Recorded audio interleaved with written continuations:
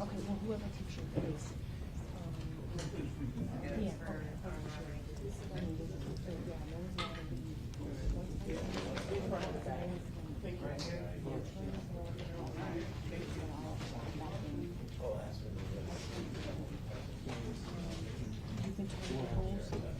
you can tell the rules. You only could start filming when he goes on record. And anytime we go off a record, you have to audio and to the wall, and you know, the audio has to be off. He's not gonna say it. He's not gonna say it on record. Basically, it's when say if we're breaking for lunch and he's giving the jurors their, you know, and we start taking, and then I get up to take them out. You have to turn it off. You can't get the jurors' faces. You're not allowed to get any of the jurors.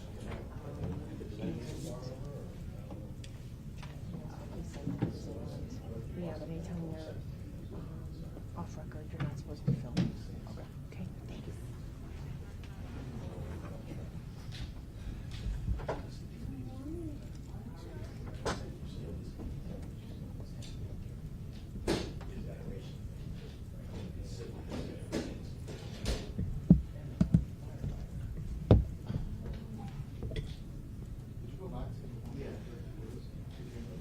Which one? The slide?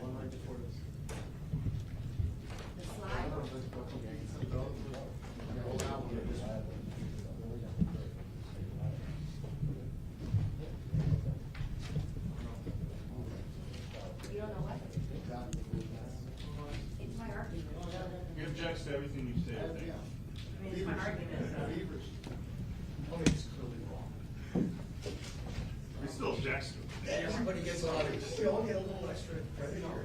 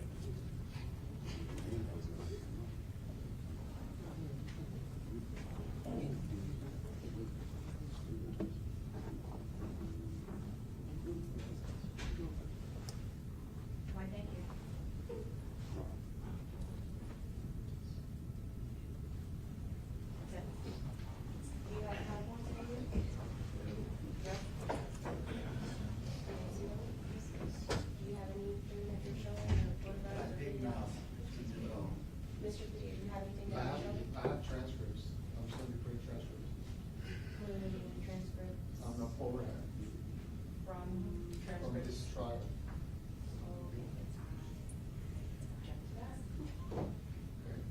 And we'll address it, okay. Did you guys have any objections? No, I don't. Okay. Just make it clear.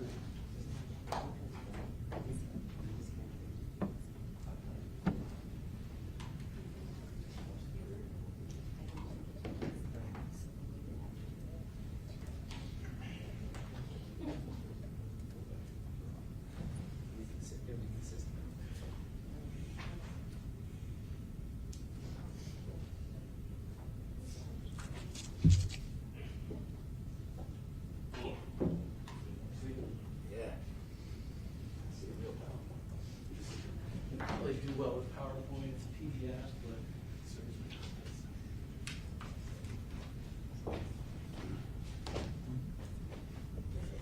It's a PDF, 'cause I can't do PowerPoint. Oh, okay. Yeah.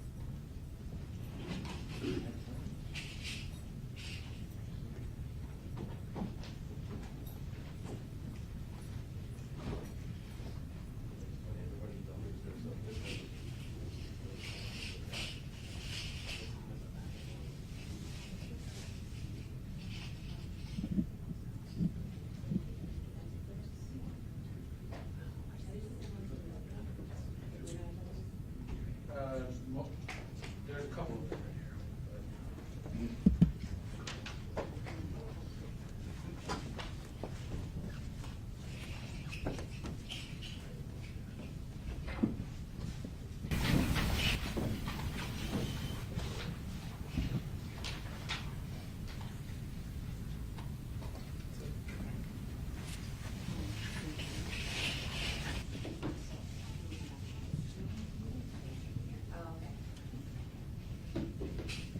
Oh, I see.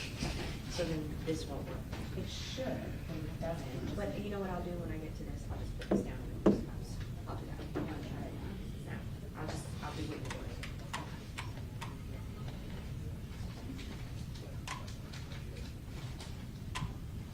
All right.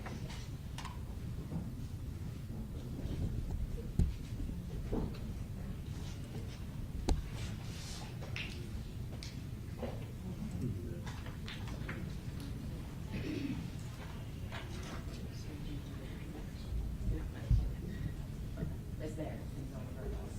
Because I'm gonna show them that this is, it's called presented. Yeah. So it automatically will do that. But once you put it on the slideshow, it's just automatic.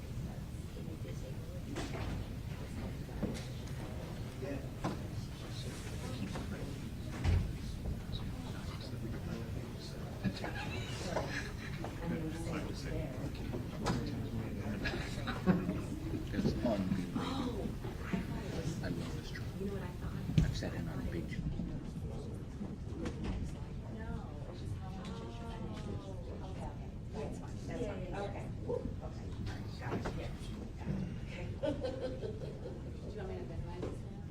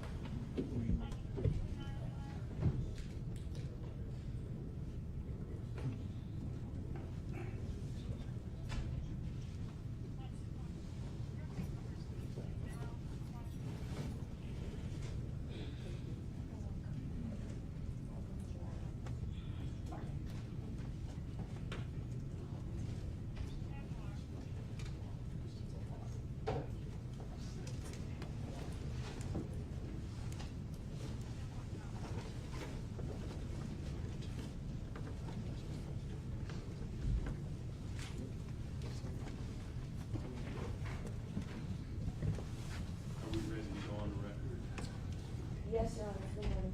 Yes, sir. Morning. All right, so we're on the record, State of Florida versus Williams, Bori, and Newsom. Parties present, jurors are absent. We went over yesterday the instructions, and I have the final packet, which is the one we agreed to with the page numbers, so that's ready to go. All the parties have indicated the amount of time that they're requesting. The defense, I guess, had an opportunity to look at the state's PowerPoint, Yes. and you had an opportunity to look at Mr. Kimlock's Pictures or PDFs? PDF, not PowerPoint. Yes. Thank you. And I heard there was some objection to Mr. Padilla's close. Yes, you heard correct. Mr. Padilla, I believe, he's indicated that he wants to show the jury transcripts, portions of transcripts.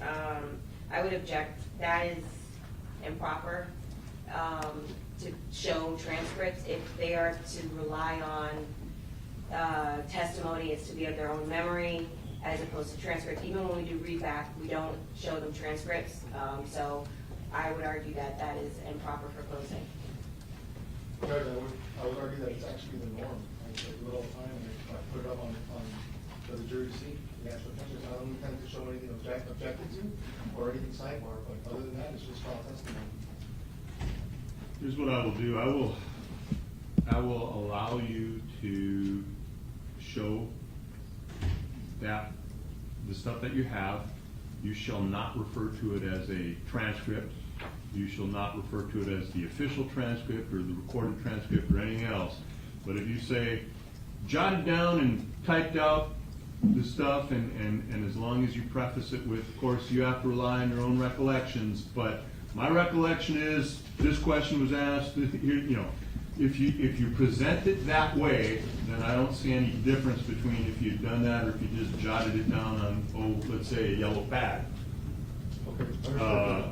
But I don't want it referred to as an official transcript, or this is because again, they're supposed to rely on their own recollection, and the next thing I don't want is, can I have a copy of that transcript? I understand. Judge, if I could ask Mr. Padilla to identify which transcripts of which witnesses? I'll send it to you. I think it's a trial transcript that he's been ordering every day. Right, but Okay, I'll figure it out. Okay, but again, with those limitations understood, I think it's fine. All right, anything further? nothing from the state. No, Judge. No, Judge. No, Your Honor. All right, very good. We are ready to get underway then. Let us bring them up. Good morning.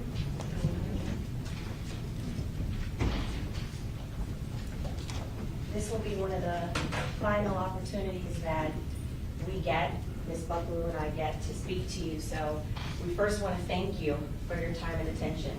This case wasn't easy.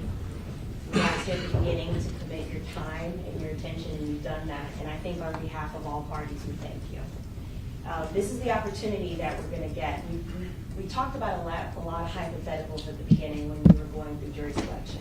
But this is the opportunity that we're going to get to actually talk about the evidence that you've heard and how it intersects with the law. Okay? And so I believe at the end, we'll be able to come to the same conclusion, which is guilty as to all three defendants. But let's go through everything.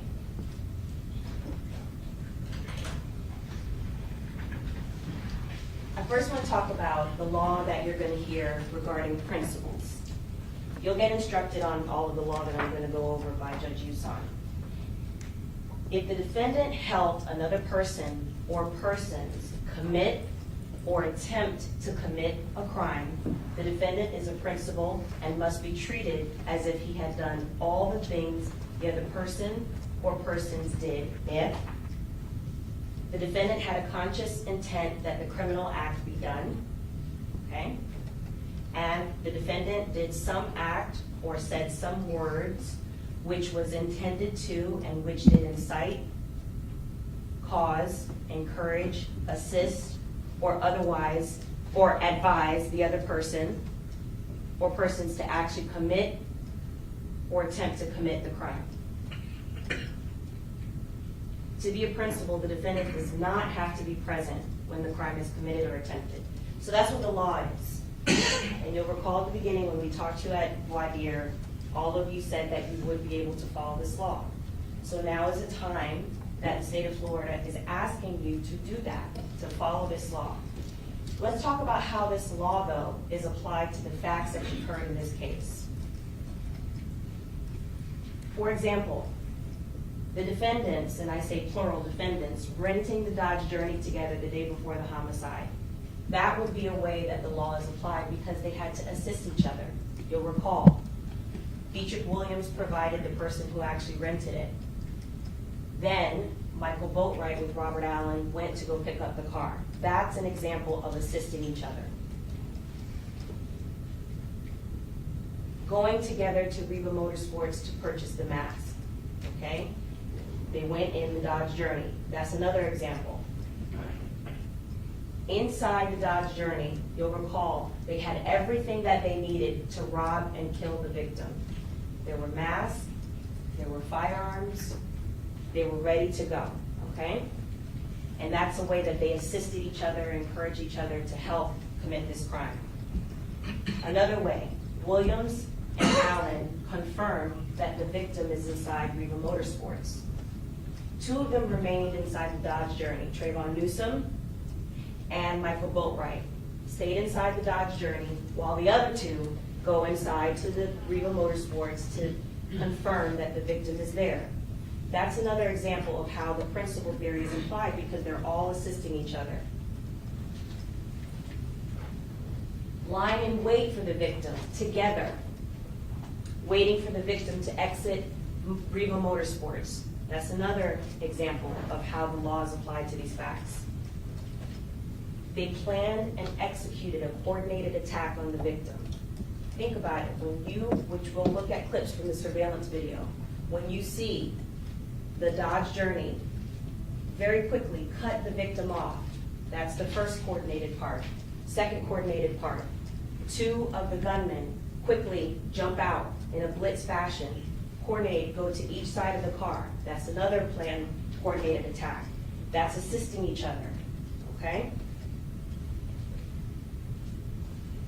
Defendant Williams driving and cutting off the victim so Boatwright and Newsom can quickly jump out to catch the victim by surprise.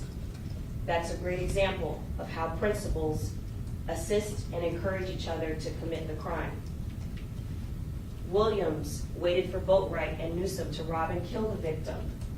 When the two gunmen jump out of the Dodge Journey, Williams didn't drive off. He's waiting for them. That's to assist them to get away. So now, after they've just shot and killed the victim, what does he do? He assists them by getting away so that they can evade detection. And he quickly drives off. That's one of the ways how, even though, for example, defendant Williams is not the shooter, he can still be held responsible like the shooter because of all these things that they did together to assist each other to commit the crime. Boatwright approaching the victim's side of the car at gunpoint, while Newsom approaches the passenger side at gunpoint. Think about this. Why is that? The victim can't get away from either the driver's side or the passenger side. He can't go forward with his car because Williams blocks him off.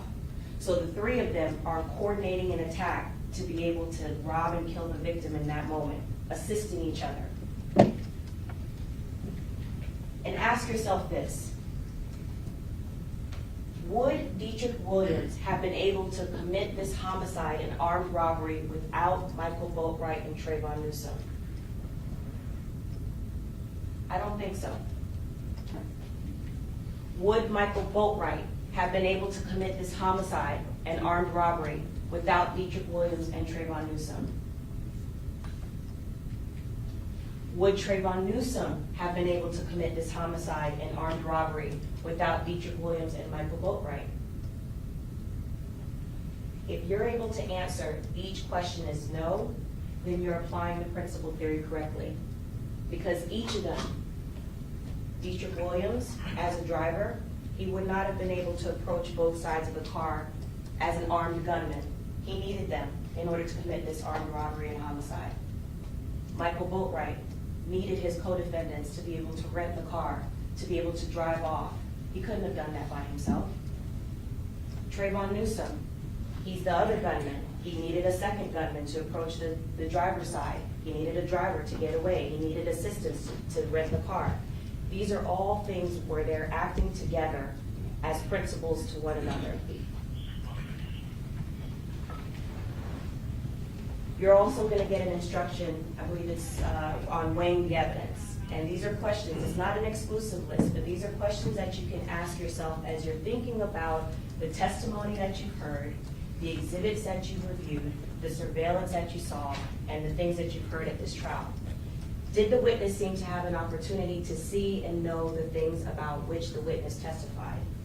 That applies to, for example, all the eyewitnesses, how close they were in proximity to the crime. How about the witnesses that weren't at the homicide?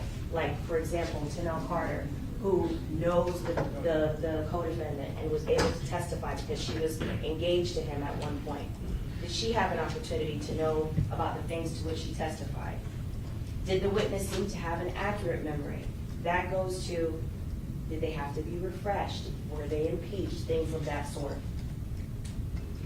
Was the witness honest and straightforward in answering the attorney's questions? So, if I asked a question, did I get a straightforward answer? Or was the witness delaying or combative with me? Those are the types of things you can think about and look for. Did the witness have some interest in how the case should be decided?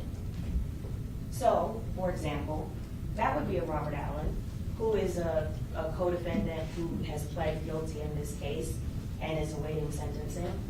And so you can consider that as part of his testimony. But consider this as well as you're thinking about his testimony. Think about all the things that corroborate his testimony. And so you can decide if you find him credible or not based on the other evidence in the case. Does it agree with his testimony? Does the witness's testimony agree with other testimony and other evidence in the case?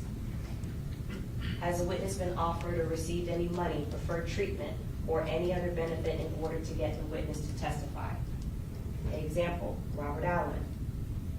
His testimony about whether or not he received a benefit for his testimony, if he received a deal from the state. Even if you decide, you know what, he probably is testifying because he wants to save his own skin. I implore you to still look at the other evidence in the case. Does it agree with it? Is it corroborated by other evidence that you'll hear and that you've seen in the case? Had any pressure or threat been used against the witness that affected the truth of the witness's testimony? You'll recall, and we'll talk about it in detail a little later, that would be, for example, when Trayvon Newsom threatened Robert Allen while he was on the stand. That's a way that you can apply that. Did the witness at some other time make a statement that is inconsistent with the testimony he or she gave in court?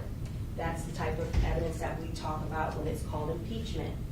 Did the witness give some other testimony at some other time that conflicted with what they told you? Has the witness been convicted of a felony or a misdemeanor involving dishonesty or false statement? That would be an example of if the witness told you that they are a convicted felon. You could consider that as part of their credibility. So let's talk about what the law is regarding first-degree murder, because it is the primary count that you'll be deliberating on. To prove the crime of first-degree premeditated murder, the state must prove the following three elements beyond a reasonable doubt. 1, José Onofre is dead. I'm going to go over the counts and I'm going to talk about how the state has proven them. 2, the death was caused by the criminal act of Dietrich Williams, Trayvon Newsom, Michael Boatwright. When you get instructed on this law, it's going to be separated out. But for purposes of talking to you right now, I put those three together. So that's the second element. And 3, there was a premeditated killing of José Onofre. So the thing about what I'm going to talk to you about with respect to first-degree murder, there's 2 ways that we can prove first-degree murder to you. One is premeditated murder. The second is felony murder, which I will get into shortly. To prove the crime of first-degree felony murder, the state must prove the following three elements. It's going to be the same as premeditated murder. One, Jose Onfroy is dead. Two, while engaged in the commission of a robbery, in this case I separate out, Dietrich Williams caused the death of Jose Onfroy. And this is where also, when we talk about the principal theory applies. Because for number two, it doesn't have to be that he actually caused the death. As a principal, were his actions with his co-defendant the cause of Jose Onfroy's death? That's how you apply the principal theory. Jose Onfroy was killed by a person other than Dietrich Williams. In this case, we've alleged from the beginning that Michael Boatwright is the shooter, but both Dietrich Williams and the person who killed Jose Onfroy, which would be Michael Boatwright, were principals in the commission of the robbery. So that's, again, that application of principal theory. Now, one of the things I want to talk to you about, premeditated murder and felony murder. There's 12 of you that will be deliberating. If 12 of you decide that the defendants are guilty of first-degree murder, then you can vote and deliberate and say that they're guilty. You don't have to agree on whether it's premeditated or felony murder. So 6 of you could decide, I think it was premeditated murder. And the other 6 of you could decide, I think it was felony murder. They're still guilty of first-degree murder. Okay, so that's the option that you have and that you can take. Now, Jose Onfroy, I'm going to spend a lot of time on, for both felony murder and for premeditated murder, the second and third elements, okay? Because when we get to Jose Onfroy is dead, that is something that, if you'll recall, Jose Onfroy's aunt identified him as the deceased person in this case, and we'll talk about that.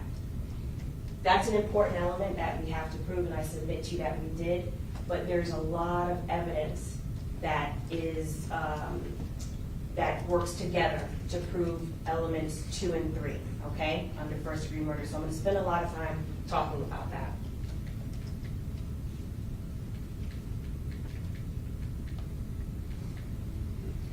This one is with respect to Michael Boatwright. It's a little different because he's the shooter. With respect to the elements, Jose Onfroy is dead. While engaged in the commission of a robbery, Michael Boatwright caused the death of Jose Onfroy. So there's 2 ways that you can find that we've met that element. Number 1, Michael Boatwright is the person that jumped out the car as the armed gunman and was in the commission of the robbery of trying to steal the necklace off of Jose Onfroy's neck. And also, if you'll recall, the co-defendants actually stole $50,000 from the victim. Okay, so whether you say it's in the commission of or it's premeditated, it's still element 2 is proven. And while in the commission, while engaging in that robbery, they killed, or Michael Boatwright killed the victim. So that's how element 2 is applied. And Michael Boatwright was the person who actually killed Jose Onfroy. In order to convict the defendant of first-degree felony murder, it is not necessary for the state to prove that the defendant had a premeditated design or intent to kill. So remember, when I said 6, it could be 2, it could be 1 of you decides it's first-degree premeditated murder. And the other 11 say, you know what, I don't believe that the state proved intent, but I believe that during the commission of the robbery, Michael Boatwright killed Jose Onfroy. It's still first-degree murder.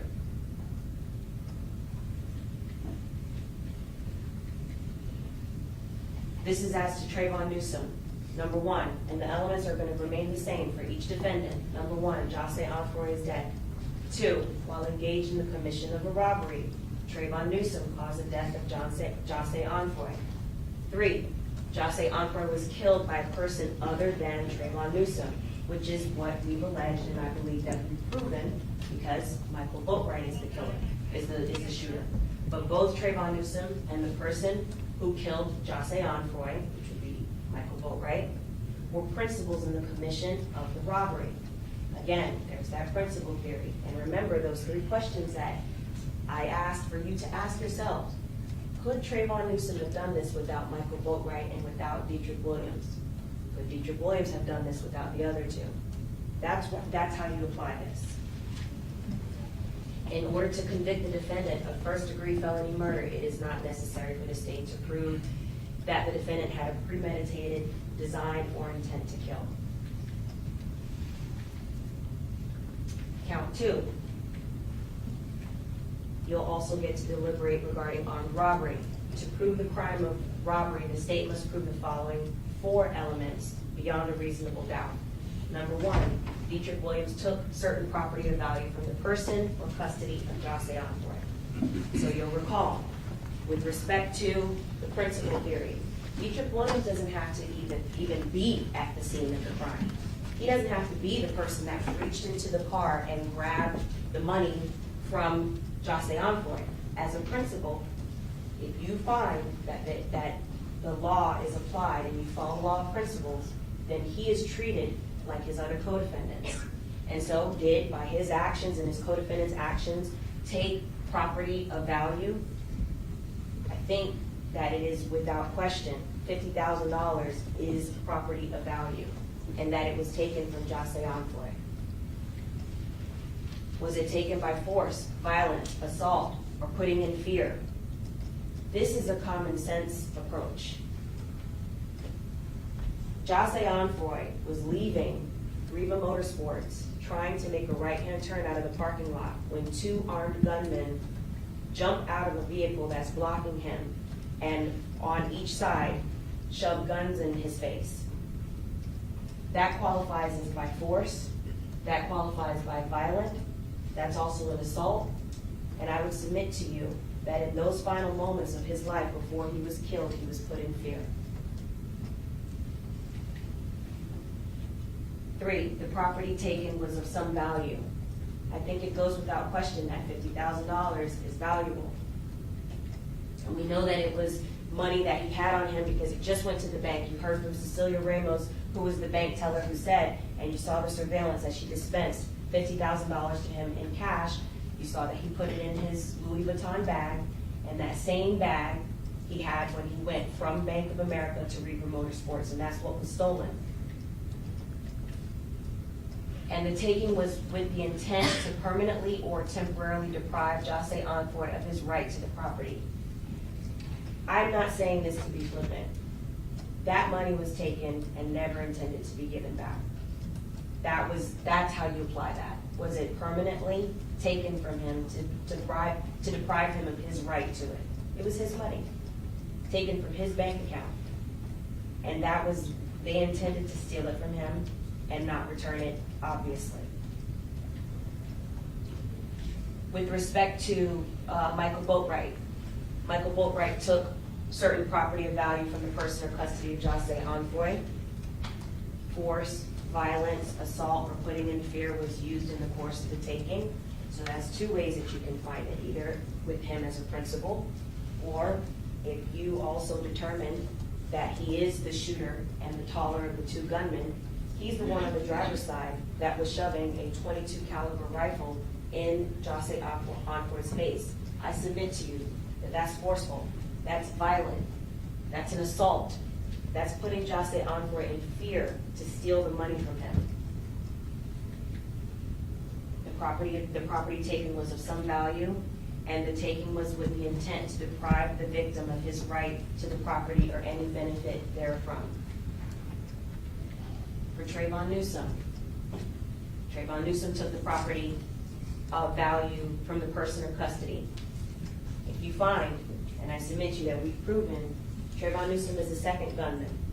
He's the one that ran around to the passenger side and actually went inside the car and took the Louis Vuitton bag as his co-defendant is holding the victim at gunpoint. So Either you find that we've met that element as the person that did that, or as a principal, because remember, as principals, they have done this without each other.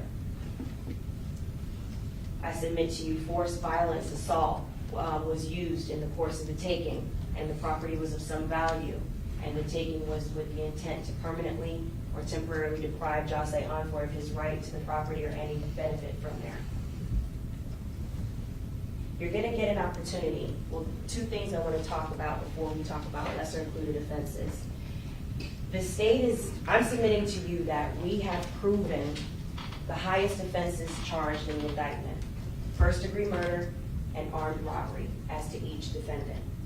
You're going to get the option that if you find that the state hasn't proven the first-degree murder or armed robbery, that there are what's called lesser included offenses that you could deliberate on. I and Ms. Buckler are asking you to vote guilty on the highest offenses that are charged, which is first-degree murder and armed robbery. But in the event that you want to have other options, this is how I like to explain lesser included offenses, because it's kind of hard to grasp. So, this is a Russian doll. There's nothing particularly special about it. This is first-degree murder, okay? This would be the highest offense. Contained within first-degree murder is second-degree murder. All the elements would be met for second-degree murder, okay? And contained within second-degree murder is manslaughter, okay? So just a visual for that. And so each crime that's charged, contained within robbery, armed robbery, or robbery, petty theft, and assault, okay? We're asking you to find the defendants guilty on the highest charge, okay? But you'll get the options. And so let's go over some of the options that you're gonna get. And it goes without saying, we believe that, Ms. Buckler and I believe that we have proven to you that the defendants are guilty of the highest degree charge, but by that virtue, they're guilty of all the lessers as well.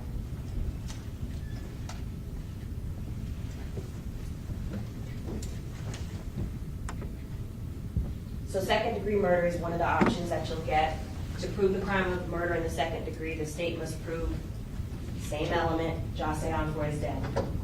The death was caused by the criminal act of the defendant, and there was an unlawful killing of Jose Envoy by an act eminently dangerous to another and demonstrating a depraved mind without regard for human life. That's a mouthful. What does that mean? So when we talk about that moment that the defendants are holding the victim at gunpoint and shoot the victim, was that a depraved mind, demonstrating a depraved mind without regard for human life? I submit to you it is. Shooting someone in the neck and then leaving them for dead. Manslaughter, that's another option you're gonna get. Jose Envoy is dead. The defendant intentionally committed an act or acts that caused the death of Jose Envoy. So it's two elements. No intent is needed. Just simply, did the act cause the death of Jose Envoy? And I would submit to you it did. For armed robbery, you're going to get the option of petty theft. To prove that, the defendant knowingly and unlawfully obtained the property of Jose Envoy. Yes, like we went over with armed robbery, that it was unlawful to take it by force, violence, or threat. And that the defendant did so with the intent to either temporarily or permanently deprive Jose Envoy of his right to the property or any benefit. Like we talked about with respect to armed robbery, I would submit to yes. Assault. To prove the crime of assault, the state must prove the following three elements. The defendant intentionally and unlawfully threatened either by word or act to do violence to Jose Envoy. I submit to you that that's proven. The act would be holding the victim at gunpoint. At the time, the defendant appeared to have the ability to carry out the threat. Absolutely. Not only did they have the ability, they did. The act of the defendant created in the mind of Jose Envoy a well-founded fear that violence was about to take place. I submit to you, yes. Jose Envoy was likely in fear that violence was about to take place, and it did. So let's talk about the evidence that has been proven by the state. One of the first exhibits that you saw is the driver was Dietrich Williams. That's State Exhibit 4.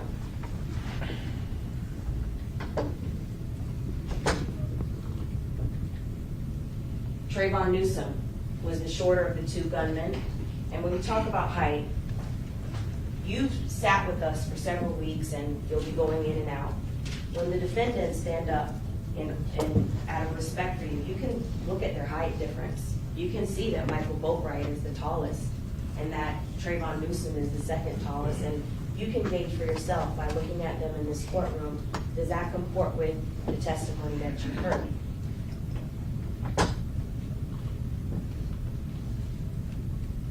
Michael Boatwright, Exhibit 6. You'll recall, these pictures were introduced because the witnesses identified all 4 co-defendants, including Robert Allen, which is State's Exhibit 7. And before I move on, the thing that you'll note, like I talked about in opening, the differences between the 4. Robert Allen is the heaviest set out of the 4. Michael Boatwright is the tallest. That's consistent with the surveillance as the gunman who's on the driver's side of the victim being the shooter. The second gunman is the second tallest, and you can see it when they stand up. Dietrich Williams is the shortest by far out of the 3 co-defendants. You first heard from Cecilia Ramos. You'll recall that she is the Bank of America teller. She dispensed $50,000 to the victim. Bank of America video surveillance was entered through her as Exhibit 1. And let me just note this. I may not go over every single piece of evidence and detail. This is meant to highlight, okay? We entered 78 pieces of evidence. You've heard from way more witnesses than I may mention, but this is to highlight so that we can go through the evidence and talk about how it's proven that the defendants are guilty of first-degree murder and armed robbery. She testified that the victim put the $50,000 in his Louis Vuitton bag, and that was also corroborated because you saw it on surveillance when he was at the counter. She described the victim as being in a very good mood. There was no beefs or anything like that happening that day. He woke up, he decided that he was going to buy motorcycles and went to the bank to get cash from his account. And that $50,000 is what was stolen and of value. Okay, so that applies to those counts that we talked about with respect to what was stolen being of value, the armed robbery, the armed robbery elements. And that's how you can determine that, because you can look at her testimony and say, okay, this bank teller, you find her credible. She says, and I saw in surveillance, that $50,000 was dispensed to him. And that's how I submit to you. We've proven that that's what was stolen and of value. And as I said, it goes to the felony murder element and also armed robbery element. Leonard Kerr, you'll recall, he's the uncle to the victim's younger brother. I think in opening I called him kind of like a step uncle. He met the victim at Bank of America, and he was asked there by the victim's mom in order to accompany him so that if the victim did buy a motorcycle, that he would have someone to drive back the motorcycle and then someone to drive back his car. He drove to Riva Motorsports with the victim, and he was witness to the armed robbery. He detailed to you how the attack occurred, and that's corroborated by the surveillance, because as the passenger, he said out of nowhere, coordinated attack. Remember the principal theory again? They're cutting the victim off. And that you can see that from the surveillance, which I believe is Exhibit 2. He describes a taller gunman as being on the driver's side. That would be Michael Boatwright. And he detailed how the gunmen were yelling at the victim, cursing at the victim. This is when we talk about, was it by force, by violence, the assault. This is how the property was taken, in addition to at gunpoint. Jesse Bukachian, he's the Riva employee who was at the counter, and he positively identified Dietrich Williams in a photo lineup in State's Composite Exhibit 10. If you'll recall, he's the one that at the counter was saying that he was selling a mask to Dietrich Williams, and he identified him as the person that he sold the mask to. And you can see that also on surveillance. Terry Yoakum, another Reba employee, he was the other one at the counter. He positively identifies Dietrich Williams in the photo lineup, and he even knew him personally and called him Chucky, or Tattoo Chucky, something to that effect. He identified also, this is important, Keith Graley. You'll recall, Keith Graley is the taller gentleman that was wearing camouflage at the counter, that was conversing with Dietrich Williams. And he identified them and remembered what they were talking about. And that it was recalled some conversation as being like lighthearted, talking about cars or motorbikes or whatever. Scott Barbeau. How can we forget Scott Barbeau? Scott Barbeau is one of the Reba Motorsports customers that was that was outside. He was eyewitness to the homicide. He described the shooter as the taller of the two gunmen, okay? And that's one of the things you can look at. Is the testimony and the evidence that you heard consistent with each other? Several witnesses all described the shooter as the taller of the gunmen. The taller of the gunmen is Michael Boatwright. And Layla Khan, who was with Scott. She's another customer. She said that she was also eyewitness to the homicide. And she described the shooter as the taller of the gunman. That's more corroboration with the evidence. Marco Bruetta, who was also outside. He was the employee delivering the watercraft, if you recall. He was eyewitness to the homicide and described the shooter as the taller of the two gunmen. He also described yelling and that the victim was punched before the shooting. And this goes to the force, the violence. This was a violent event in order to take the victim's money and to kill him. Yeleni Delgado, after the victim was shot and killed and his money was stolen, she's the Just for Sports manager that helped Dietrich Williams pay for nearly $800 of merchandise that he bought the next morning within 24 hours after the homicide. She authenticated the Just for Sports surveillance video, which was State's Exhibit 19. She also authenticated the receipt, so you're able to see the date, the time. This is consistent with the surveillance video, which is State's Exhibit 20. And you can see the things that he purchased. Pay special attention to that, because does it appear that it's someone that's just going shopping like any normal day? Or look at all the different sizes that he bought, all the different things. It's almost like in a frenzy, like maybe it's not his own money, like maybe he just stole the money. A 4XL of this, shoe size 8.5, and then another shoe size, and it's almost like he's just buying out the store, as opposed to maybe this is a common sense approach. When you go and you purchase things for your family or for yourself, would there be all these varying sizes? It wasn't even Christmas, this was June. You heard from records custodians, Ricardo Leal, who entered the records, cell phone records of all three co-defendants. Alex Fife, who entered the full surveillance, and that's important because you have two pieces of evidence, what we call the best of, which is the highlighted reel from Riva, but you can also, if you wanted to, go back and look at the full surveillance, and that's important because on the full surveillance, remember we pulled it up from State Exhibit 49, we see Keith Graley leaving, and that's important because Keith Graley was not the shooter in this case. He actually left in a white Civic before the defendants were even lying in wait for the victim, and that's on the full surveillance. Doris Paschel, she's the apartment manager that entered the full surveillance from Driftwood, which was State's Exhibit 57. You also heard from Tanisha Clark.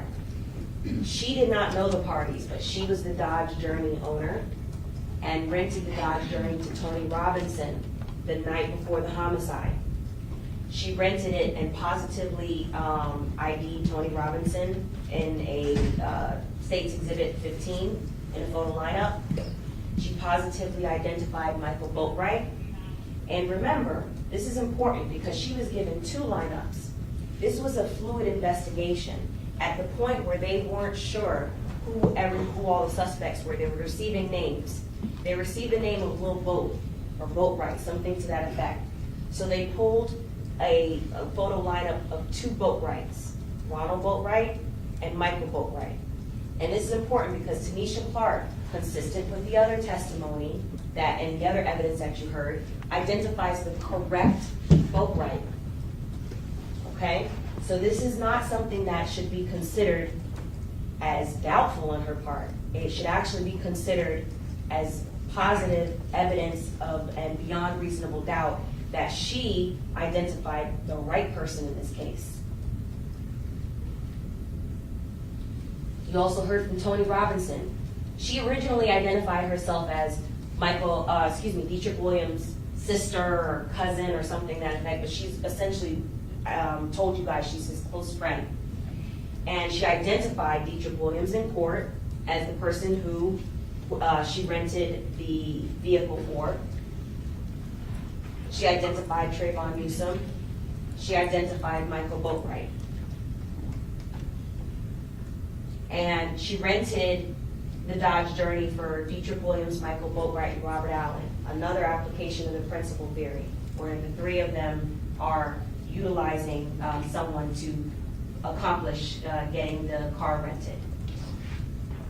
And before I move on, think about this. The renting of the car, and this is a common sense approach, what purpose was that for? It wasn't to go to Disney World. It wasn't to hitch a trailer to it so that they can go motorbike riding. Because as you've heard, there's some testimony that Dietrich Williams liked to ride bikes. There were no motorbikes that day. Instead, the 4 of them are together in this car that was rented for 1 day and 1 day only, not for a trip. They remained in Broward County, armed with firearms and masks, and it's just as you were told during the testimony that it was to rob people that day. You heard from Detective Marshall Wolcott. He was one of the crime scene detectives. He took into evidence the removed projectile. It was a partial projectile, which is States 37, from the victim at the hospital. He also entered the projectiles that were collected from the victim, from Dr. Boyko, collected 2 projectiles from the victim at autopsy, which was entered into evidence as States 67. The victim's necklace with observable blood on it. And you're gonna be able to take these things back with you to the deliberation room. It's in plastic because it's biohazard, but you can see, I know there was some testimony back and forth about, well, can you see blood? There's blood on it. You can still see it 5 years later. States Exhibit 38. He also collected buccal swabs from numerous witnesses, fingerprints, the cloth mask, which was important to this case, is States Exhibit 44. The neoprene mask, States Exhibit 55. The swabs of the mask, which were later tested by Nicole Hyman, States Exhibit 48. This is important, the blue book bag that was in a Cadillac in front of Michael Boatwright's home. Now, I submit to you that it was hidden. It's in an inoperable car, shoved behind things near a wheel well, and within that book bag, which was States Exhibit 43,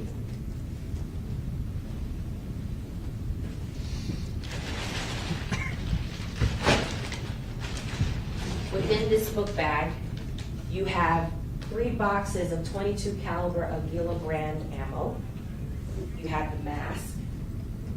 You have items that were almost like a kit to rob people, hidden in the Cadillac in front of Michael Boatwright's home.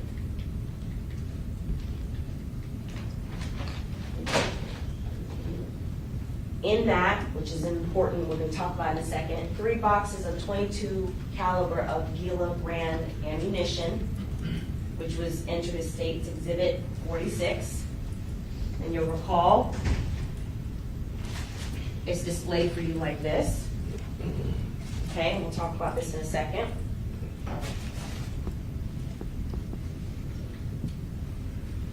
And Tennille Carter.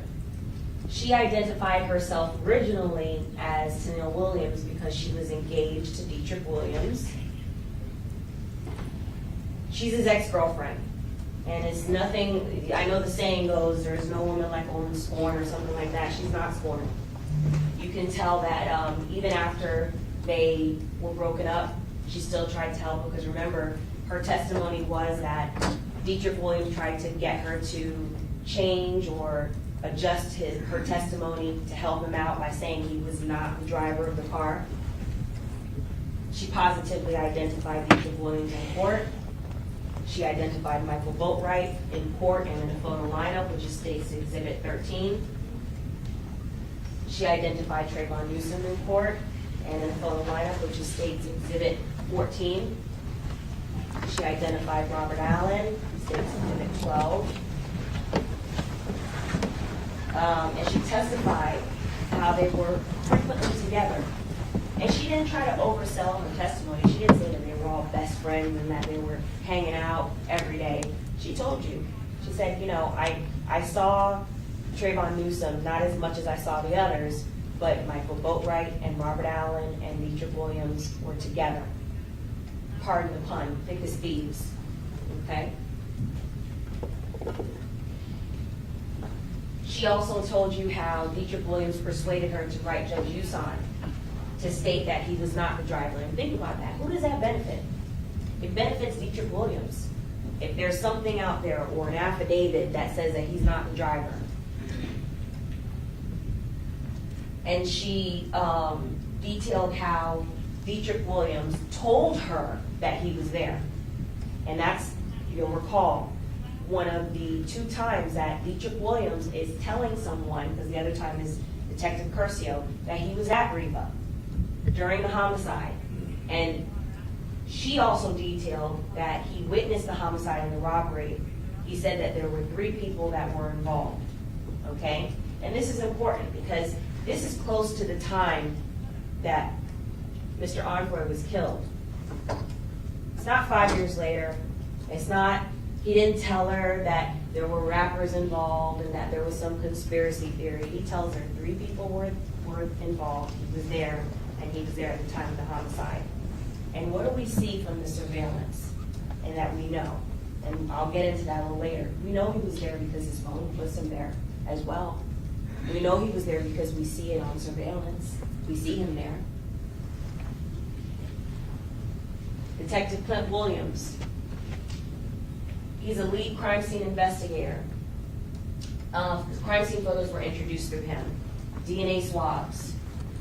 This is important. 2 fired casings from the crime scene, State's Exhibit 30. You recall, those were the ones that were right by Mr. Onfroy's BMW that were collected. Cell phones from Dietrich Williams' residence, which were later, we later did analysis on. And this is very important. A live 22 caliber, single 22 caliber live bullet from Dietrich Williams' master bedroom, State's Exhibit 29. He collected latent fingerprints. The victim's jean jacket, State's Exhibit 34. The sweatshirt.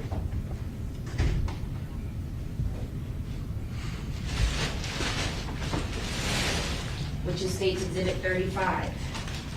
And this is important because this is consistent with the other evidence that as Mr. Onfroy was seated in the front seat, the defects in the sweatshirt are showing that he was shot in his neck 3 times.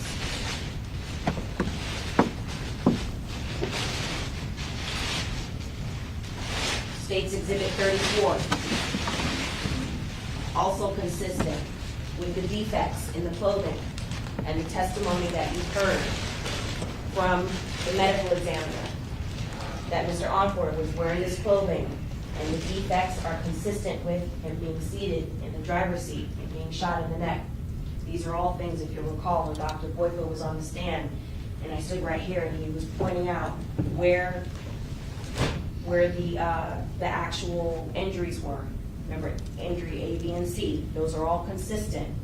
And these are things, as you're evaluating the evidence, does the testimony and the evidence agree with each other? Is it consistent with each other? These are things that you can look at and take into consideration. Detective Williams also was, he also had evidence from the autopsy that was submitted to the lab. Detective Walter Foster, he executed the search warrant at Dietrich Williams' home. The orange slides with the socks, those were taken into evidence. And these orange slides, we've seen these a number of times on Dietrich Williams in surveillance, not only at Riva Motorsports, but again the next day at Just for Sports. Seems to be his favorite slide. Dietrich Williams' cell phone, State's Exhibit 55, which was analyzed. Buccal swabs.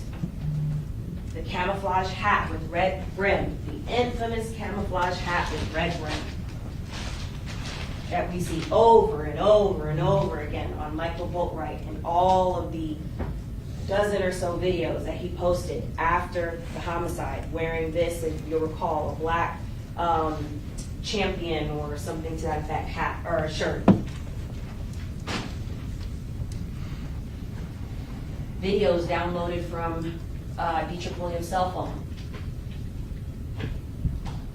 The Riva receipt for the mask purchase. Dietrich Williams' social media pictures were also entered into evidence. Detective John Curcio, he was the lead detective. He also we entered in through head of Michael Boatwright's cell phone, State's Exhibit 63. DNA swabs. And you'll recall, he interviewed Dietrich Williams. Dietrich Williams denied at first being at Riva and said that he wasn't even there.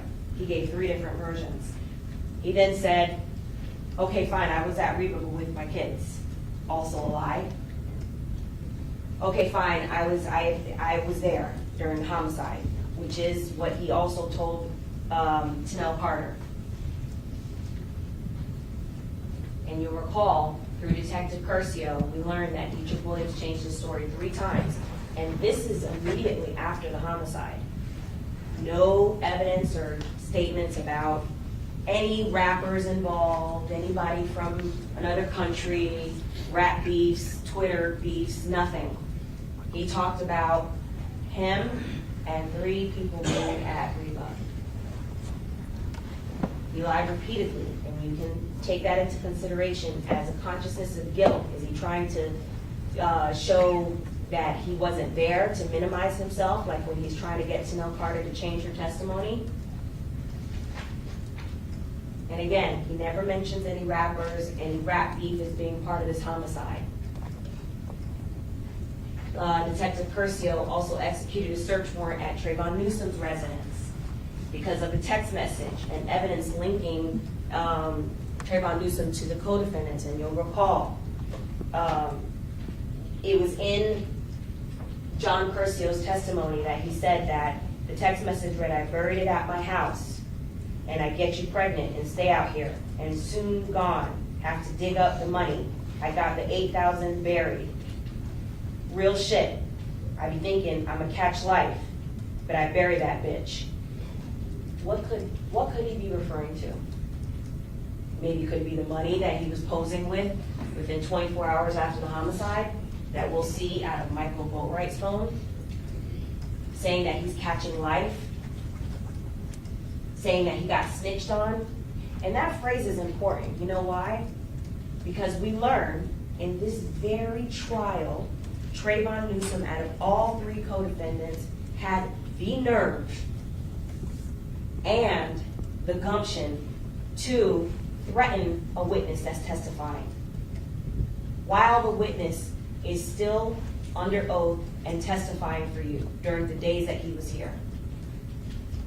And just like he says in that text message about somebody snitching on him, what does he do? As soon as he can get within earshot with that witness, he calls him a bitch. He calls him a snitch. He says that he's working for the white man and that he's working with the popo. That's consistent with the testimony that you heard from Trayvon Newsom, or about Trayvon Newsom. Nicole Einert was the DNA analyst who, she analyzed swabs. Remember, we talked about the unknowns and the knowns. And the neoprene mask, the swab of the neoprene mask, which was states 45, and the swabs are from states 48, she identified that.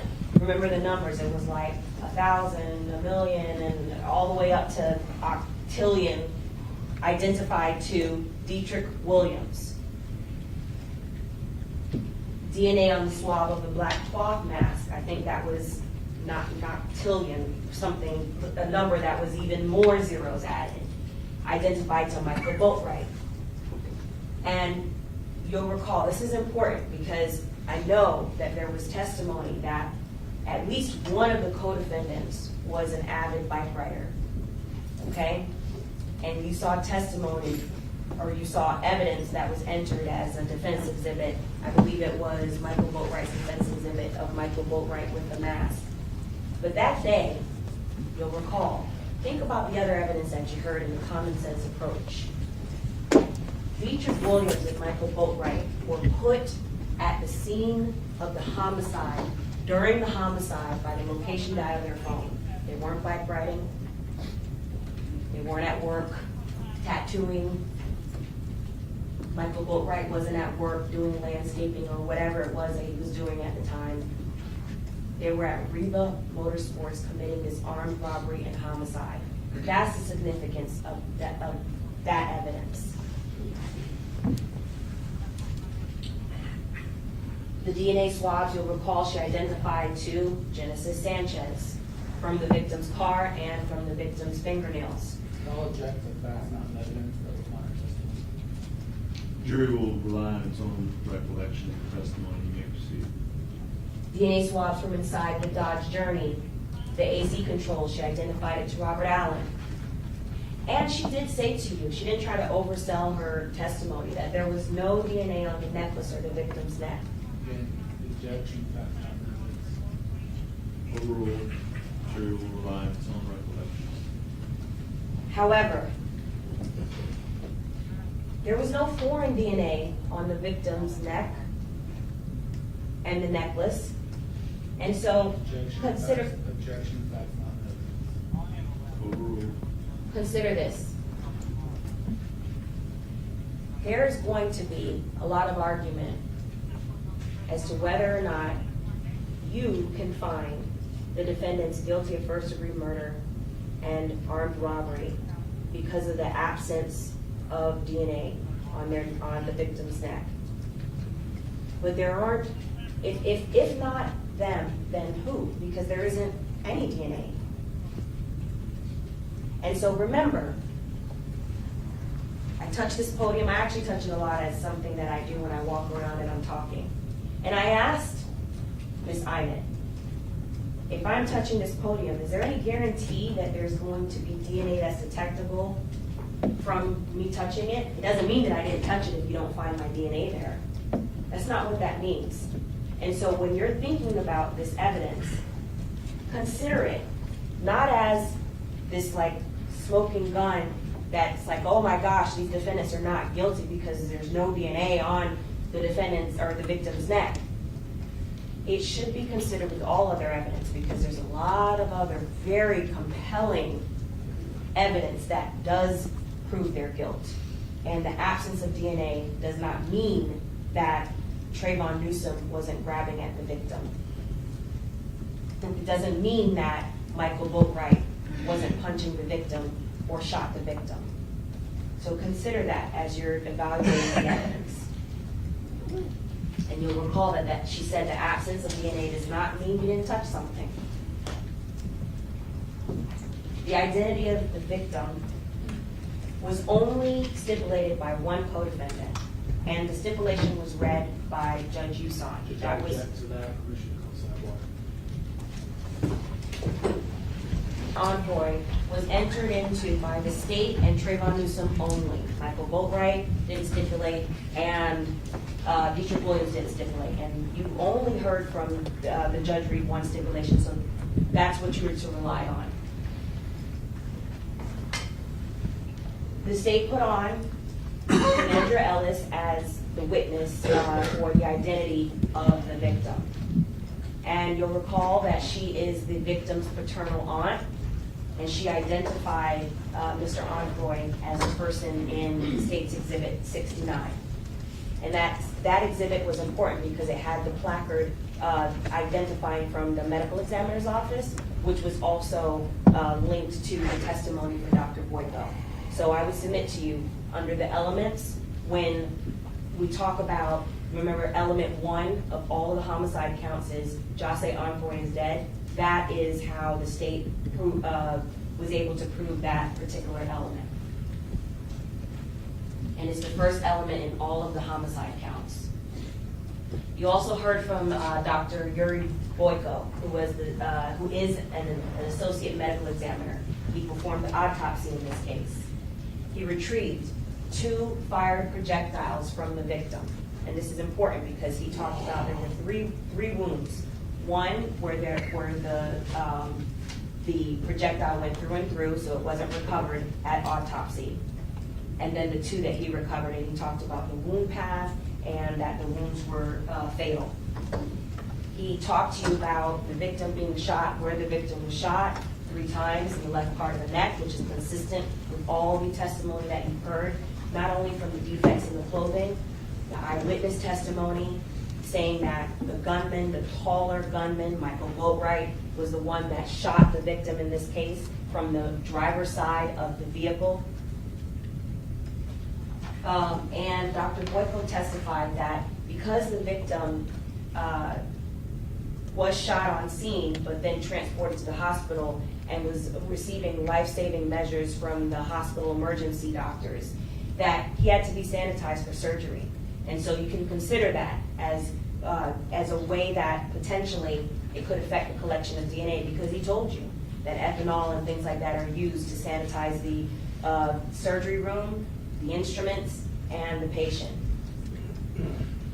And he told you that the cause of death was multiple gunshot wounds and the manner of death was homicide. You heard from Jim Campbell, who was the last witness that the state put on. He was a digital forensic unit supervisor. He analyzed Dietrich Williams' cell phone, Michael Boatwright's cell phone, and he testified about the location data, photos, and videos found in the cell phones. And that's important because out of all of these visit locations in Michael Boatwright's phone, and remember it's in evidence, by the way, Mr. Campbell's PowerPoint. So this is only to highlight. So if you need to see something a little bit more detailed, you're welcome. You can take it back and look at it. But notice, out of all the stops that are there, it's important to note there are no stops from Mr. Williams' home and Riva to either pick up or drop off Trayvon Newsom. No stops at his home. And so I would submit to you the common sense approach to that fact. Trayvon Newsom was with Dietrich Williams, Robert Allen, and Michael Boatwright the entire time. And we'll get into how we know that, but consider that as you're looking at the location data from Michael Boatwright's phone. Also the location data from Williams's phone. Again, no locations that would be obvious picking up or dropping off Trayvon Newsom. And so like the testimony you heard, he was with them the entire time. These are the movements from Michael Boatwright and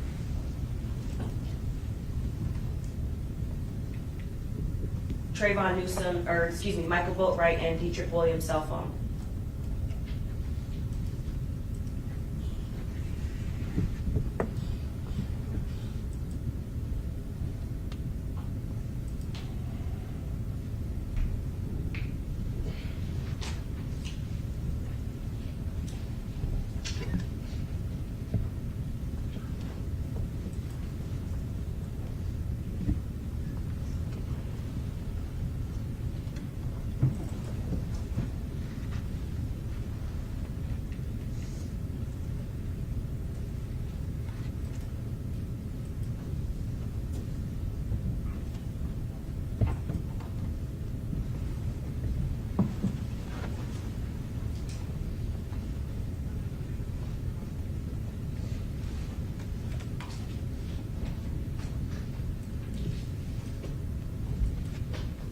promised you it worked earlier. And so this particular exhibit, by the way, is an evidence, and you'll recall that the movements were together in unison from Reba Motorsports, from Dietrich Williams' home to Reba Motorsports and then back down to Allen's home.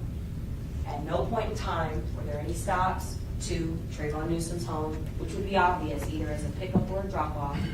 And so, again, when we talk about putting together the evidence and thinking about it and deliberating it in a common sense approach, that I would submit to you that they were together. And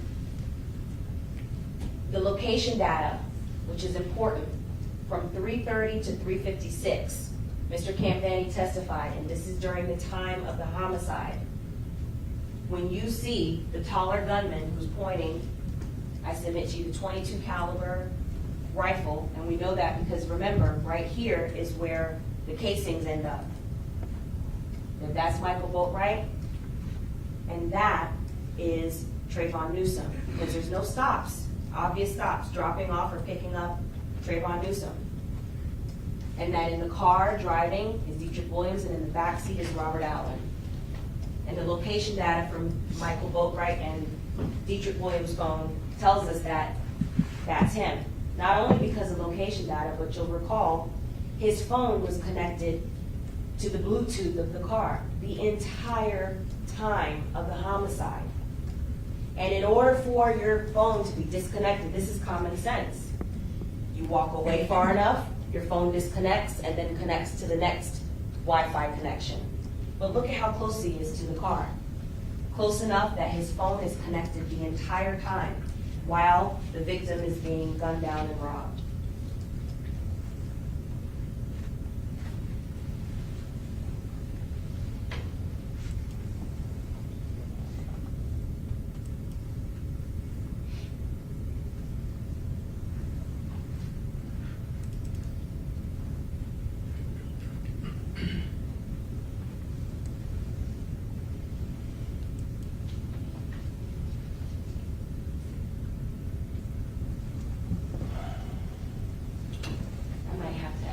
Having this buckle assist because these were working earlier, I promise.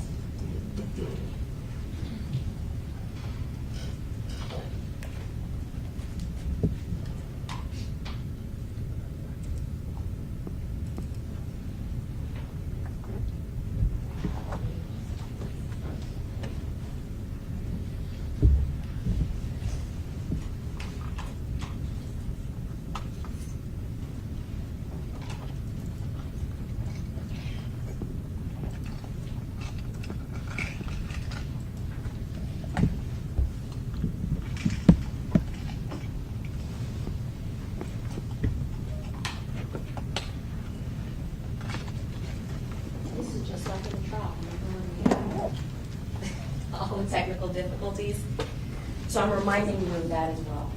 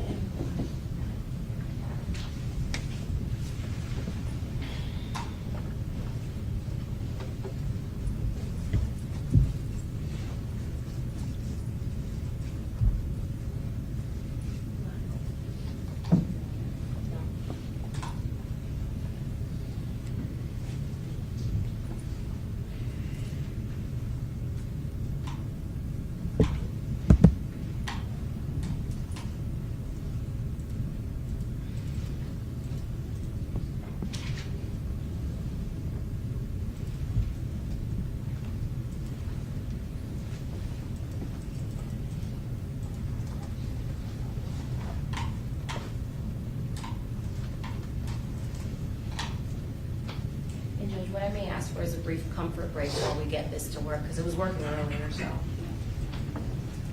Do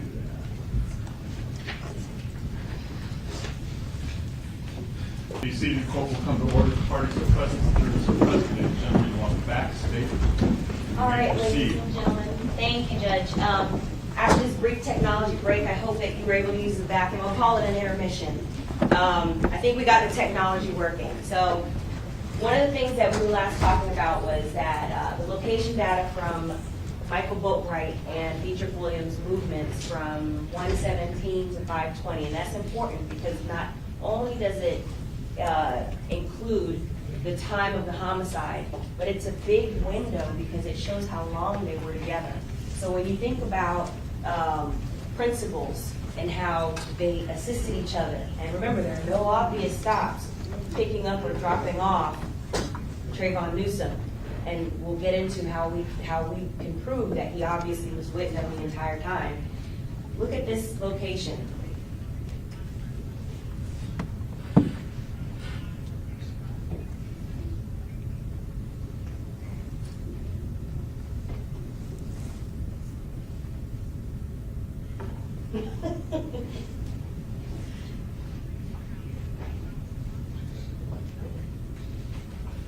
Sorry.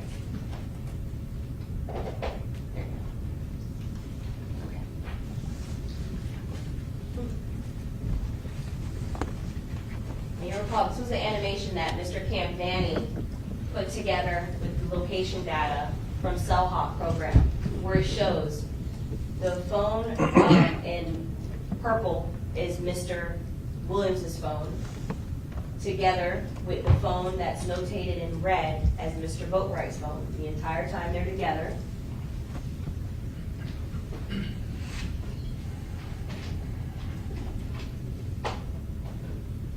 And think about the other testimony that you've heard. Mr. Boatwright's phone is connected to the Dodge Bluetooth the entire time.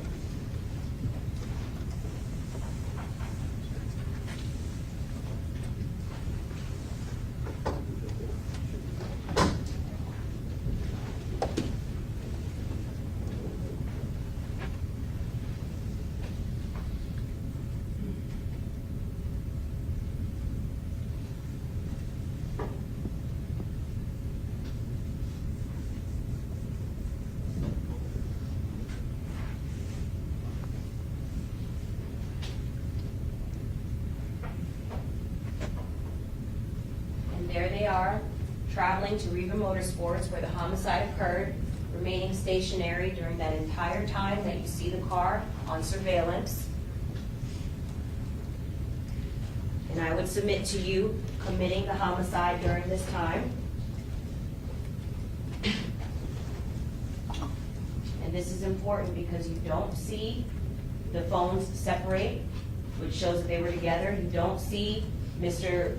Boatwright's phone at some other location like his grandmother's house. You see him at Reva Motorsports the entire time during the homicide.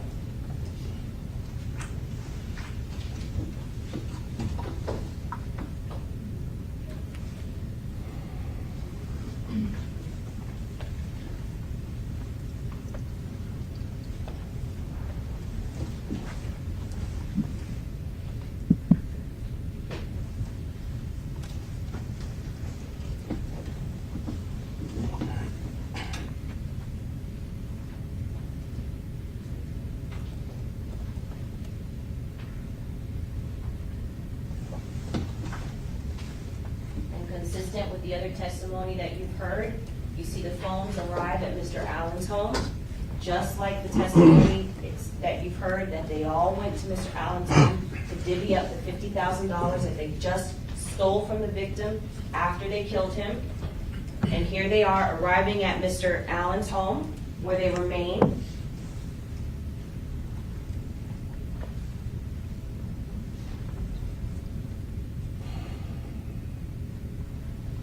And notice, when they left the homicide location, there were no stops in between.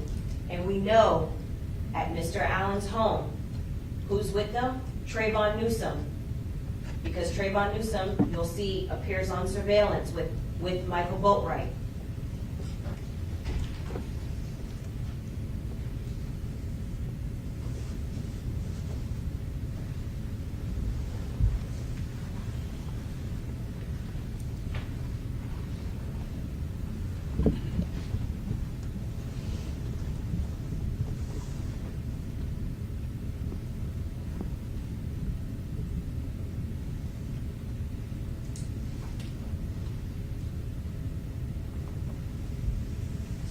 Look at how long they are at Mr. Allen's home. Think about how long it takes to count and separate $50,000 amongst 4 people.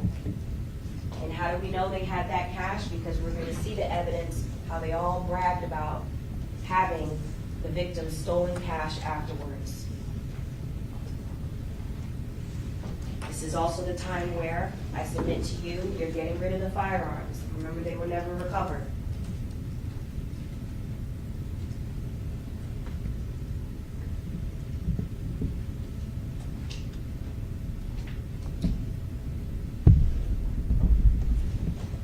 And while we see Michael Boatwright stay at Mr. Allen's home, consistent with the testimony you heard, there goes Mr. Williams leaving. Now, could have been by Uber, whether he called somebody to have the Uber called for him, we don't know. Mr. Campani didn't oversell his testimony. He said it could have been one of those unknown numbers. But what we know is the location data is consistent with the testimony that Mr. Williams leaves the 3 of them there and then returns back to his house.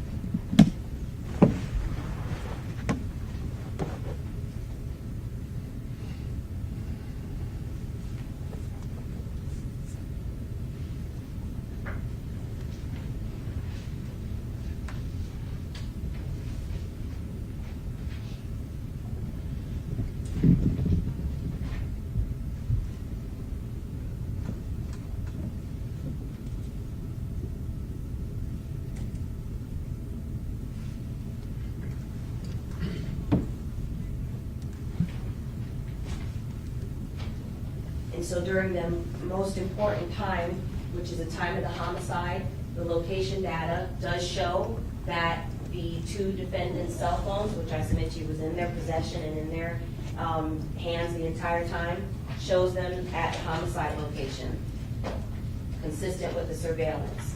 And we know this because as we see the location data showing them arriving at Reba,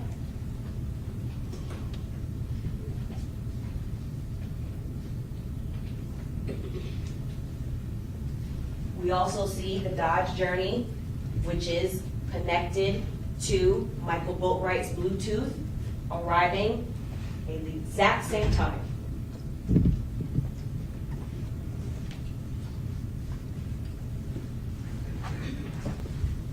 And we know that the phone was in Dietrich Williams' hands because very shortly you're going to see him get out of the car and go inside with those very same orange slides that are in evidence, where he's then seen in the surveillance in the Reba Motorsports inside the store, scoping out the scenario to tell the others that they spotted the victim inside.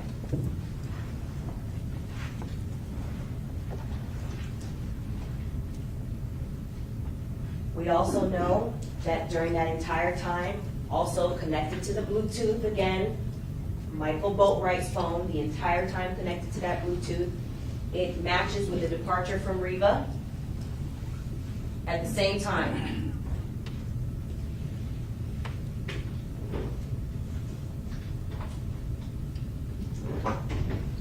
And so that's important because they didn't get out the car when there was a sedan that stopped in front of the car while they were lying in wait. They didn't get out the car when there was a car backed up next to it. If you recall, they're in that van, lying in wait to rob and kill the victim.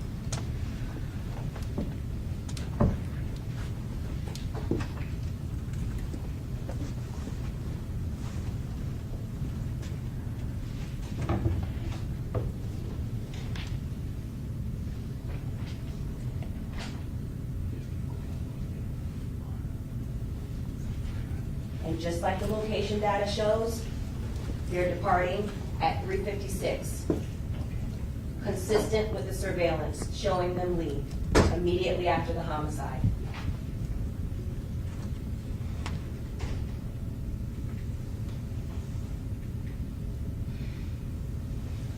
Consistent with the location data, here they are arriving at Robert Allen's home.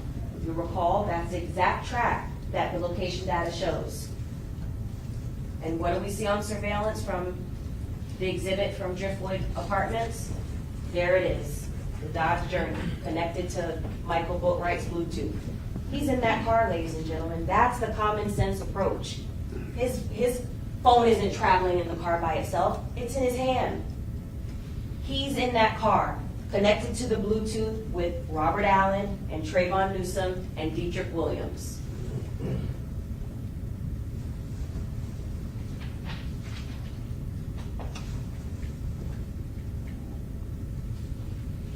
And there's the Bluetooth connectivity that Mr. Campani told you about. Michael Boatwright's phone. The connection started at 3:25 p.m., just before the homicide. It doesn't disconnect until 4:28. That's the exact time of the homicide. You also heard from firearms analyst William Ruiz Fontanez, who analyzed the 3 boxes of the .22 caliber Aguila brand ammo that was found in Michael Boatwright's home, hidden in that backpack in the inoperable Cadillac, and that states Exhibit 46. It's consistent with the caliber and the brand as states 67, states 29, states 30, and states 37. And Mr. Ruiz Fontanez compared and analyzed the 2 projectiles that were recovered from the victim at autopsy, which is state 67. He also compared, which is important, the live .22 caliber, that single bullet that was, I submit to you, kept as a trophy or whatever, that was at Dietrich Williams' home. Okay? And this is how, when we talk about principle theory, look at all the evidence that connects them. .22 live at Dietrich Williams' home. The 3 boxes of .22 caliber Aguila at Michael Boatwright's home. The 2 fired projectiles from the victim, analyzed and compared also from the fired casings that were on scene. And it's concluded that those exhibits, 67, 29, and 30, were cycled through and fired from the same firearm. That's important, ladies and gentlemen, and I can't underscore this point enough, because that means that evidence from Dietrich Williams' home, the fired casings that were found near the victim's car, and the fired projectiles are from the same murder weapon. And so even though the defendants tried to get rid of the firearm to try to avoid detection, what they left behind still connects them to the homicide, because all of that evidence was cycled through the same firearm. That's the importance of what was left behind. And there's something else to note. The 3 boxes of .22 Aguila brand ammo from Michael Boatwright's home, which is State's Exhibit 46. If you'll recall, there's supposed to be 40 in each box. You can count them. You can take this back with you. You know how many's missing? 4. Only 4. And the only 4 that are missing, 1 is the partial that was taken from the victim at the hospital when there were life-saving measures, which is states 37. That's one of the missing ones. The other is the fired projectile recovered from the victim at autopsy. That's the second missing bullet. The third is the fired .22 caliber projectile recovered from the victim's body at autopsy. Remember, there were 2. And then the live bullet recovered from Dietrich Williams' home. So there's 2 projectiles recovered from the victim, a partial that came from the victim, and then the 4th was at Dietrich Williams' home. And all of this evidence is connected to Michael Boatwright's home. Only missing 4. That's not a coincidence. That's not a guess. You can count them. 2 plus 2 equals 4. Let's talk about, because I know I've talked a lot about, for example, robbery and felony murder, but you can find still that these defendants, if you choose to find that they were guilty of premeditated murder. Let's talk about premeditation. Premeditation is killing with, after consciously deciding to do so. The decision must be present in the mind at the time of the killing. And the law does not fix the exact period of time that must pass between the formation of that thought and which is the premeditated intent to kill, and the actual killing. So it doesn't have to be weeks. It doesn't have to be months. It can be you form the thought and you do it. It can be you jump out the car, you point a rifle at someone, and that thought is formed, and you shoot and you pull the trigger and you kill them. That could be your premeditation. And so in this case, I actually have more than just a moment of premeditation. 8 minutes, 35 seconds, so 8:35:61 is the exact amount of time that the defendants were lying in wait. You remember, after Dietrich Williams and Robert Allen come from inside Reba and they confirm Triple X is inside, then they go with, all four of them are now in the Dodge Journey. You remember, you heard testimony. They all went in the car and then they parked across the street from the vantage point to be able to see the victim's BMW i8 and wait for him. And they waited for him for 8 minutes, over 8 minutes, almost 9. And so if I say to you, 8 minutes, it could mean anything. We use that time frame. I'll be there in 10 minutes, like it's nothing. But 8 minutes, when you're waiting to take someone's life and by force shove a gun in their face, is an eternity. So let's see how long 8 minutes feels in 35 seconds.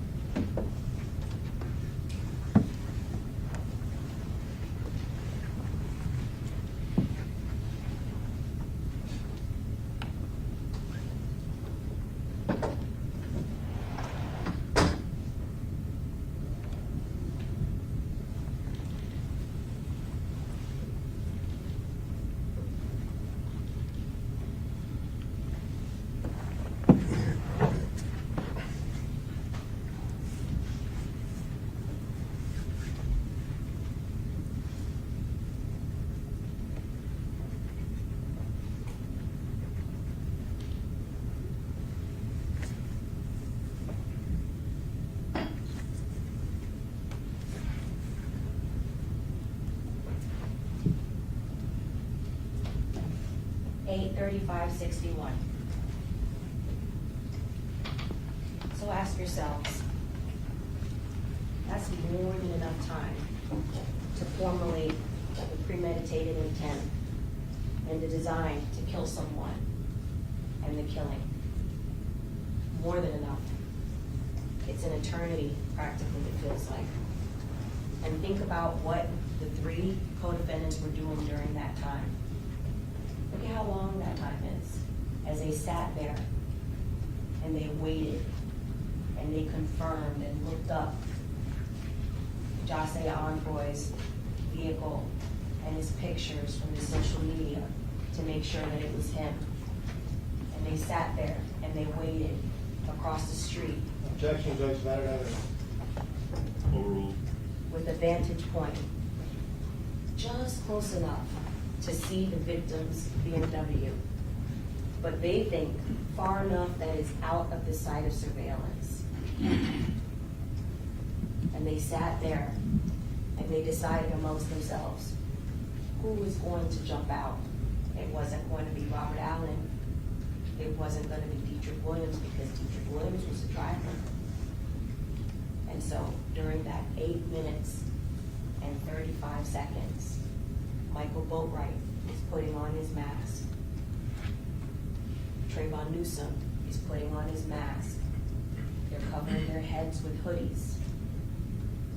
They're making sure that the firearm is loaded, the .22 caliber rifle, the handgun that you heard testimony that Trayvon Newsom had in his hand. And they're waiting for that whole time. And during that time of eternity, Mr. Envoy inside Reba doesn't have a clue that any of this is about to happen, that he only has 8 minutes and 35 seconds left to live.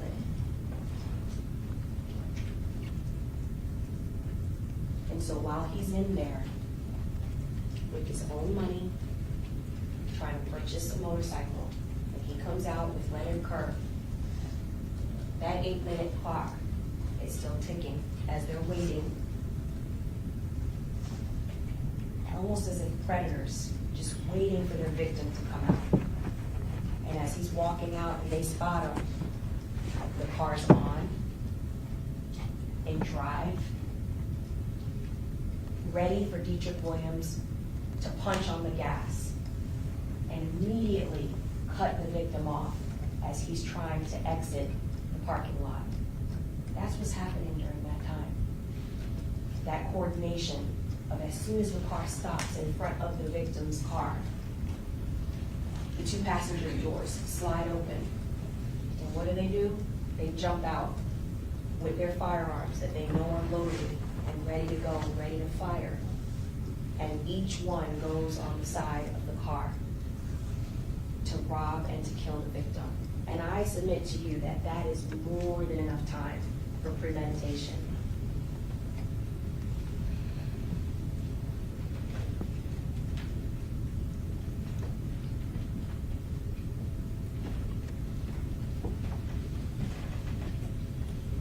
You don't have to take my word for it. You can see it for yourself.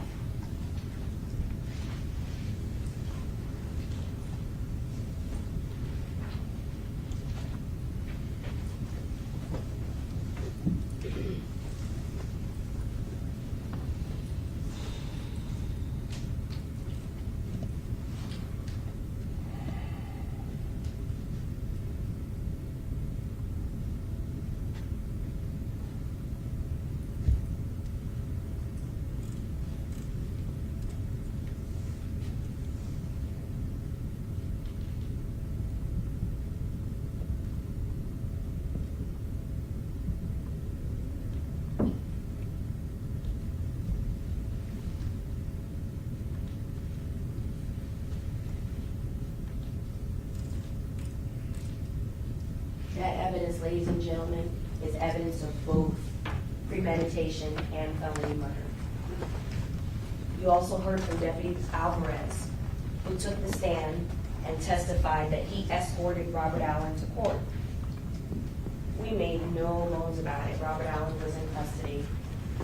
Robert Allen came with his own host of baggage, right? But while he was being escorted to court, Trayvon Newsom, and you'll recall Robert Allen testified about it, but it was also corroborated by Deputy Alvarez, pointed out Trayvon Newsom as the one defendant who intimidated Robert Allen. Think about the nerve that it takes to be able, while somebody's with a BSO deputy, to threaten that person in the deputy's presence. Think about that for a minute. And that's not somebody's discontent because, hey, my friend is testifying against me. No. The common sense is he's on trial for first-degree murder. And just like the text message says that he was snitched on, he is pissed that Robert Allen came in front of you and is testifying and pointed him out as the gunman. And so even though in court he's wearing a three-piece suit and he's quiet and demure, as soon as he gets the opportunity, what does he do? He starts yelling. Yelling at Robert Allen without any provocation, calling him a bitch, saying that he's working for the popo. He's working for the white man. And he's positively identified as the person who did it. Why would somebody do that? Why? It is called consciousness of guilt. Because if you know that you murdered someone and you're on trial for that murder, you're not going to say to the person, oh, you know what? I'm upset because we used to be friends and I stayed at your house. He didn't say, why don't you tell him who really did it, Robert? What does he say? You're a snitch. He calls him a bitch, yelling all the way till he can't see Robert Allen anymore. That's consciousness of guilt. Trayvon Newsom's guilt.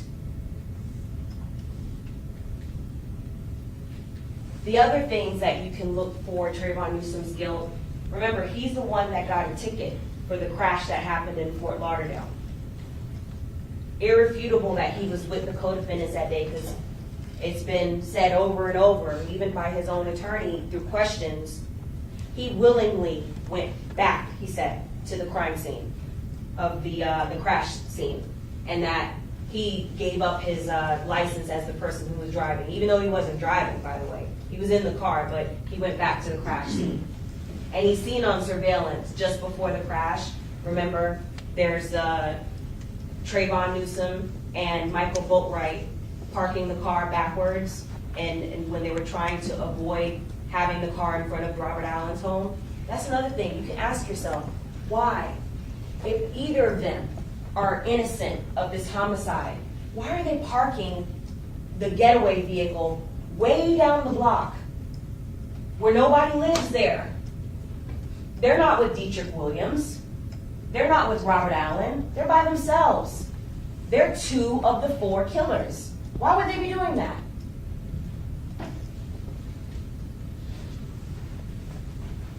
He's with Michael Boatwright at the crash.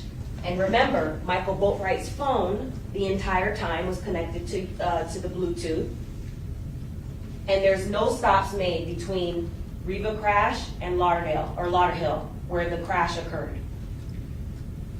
Reasonable and common sense approaches to conclude that Trayvon Newsom was with Dietrich Williams, Michael Boatwright, and Robert Allen, and is the second gunman.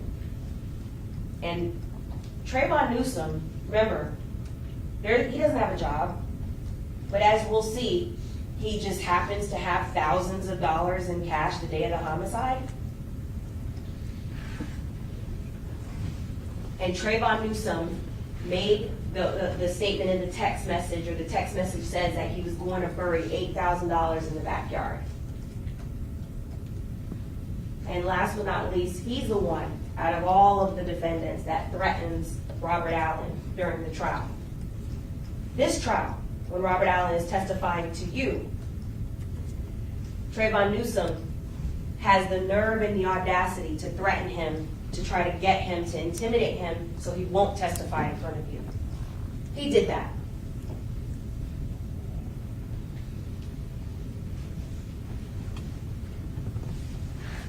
And then, of course, there's all the videos from all of them, mind you. When we talk about how they work together, the first 4 videos are from Michael Boatwright's phone. Okay? And this is from Dietrich Williams' phone. But when we talk about how the evidence, you can view it together, look at this.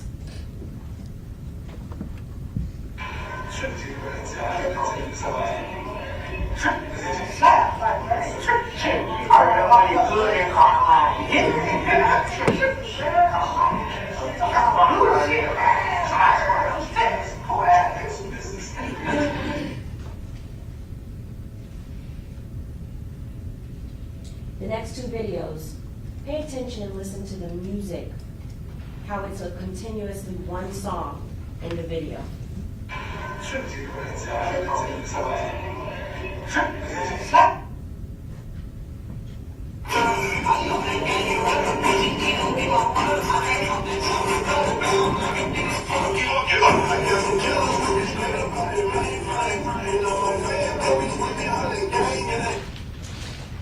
And besides paying attention to that, you see the hat that he's wearing in the video? Same hat? Different than the hat that Keith Gray wore?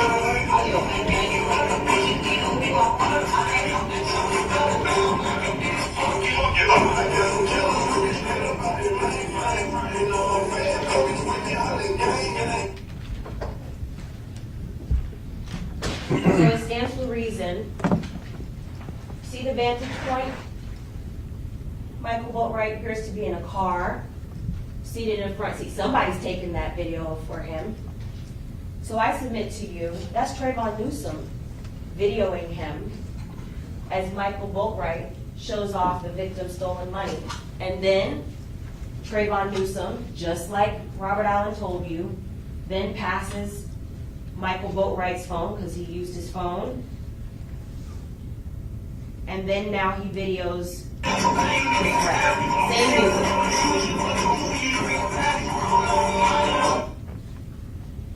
You can hear it with your own ears. And you can see they appear to be in the same car.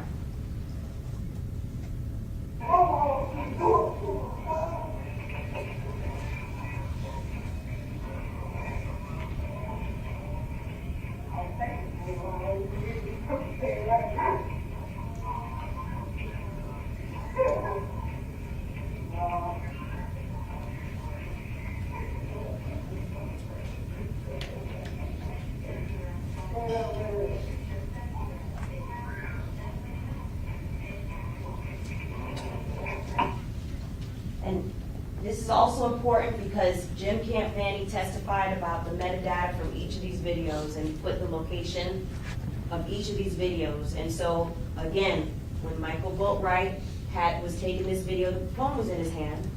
Never left. The phone didn't separate from his hand. It's his phone, not a community phone. Look who's with him. Trayvon Newsom. And the location data puts them together, because obviously they're together from the same song. And pay attention also to what they're wearing.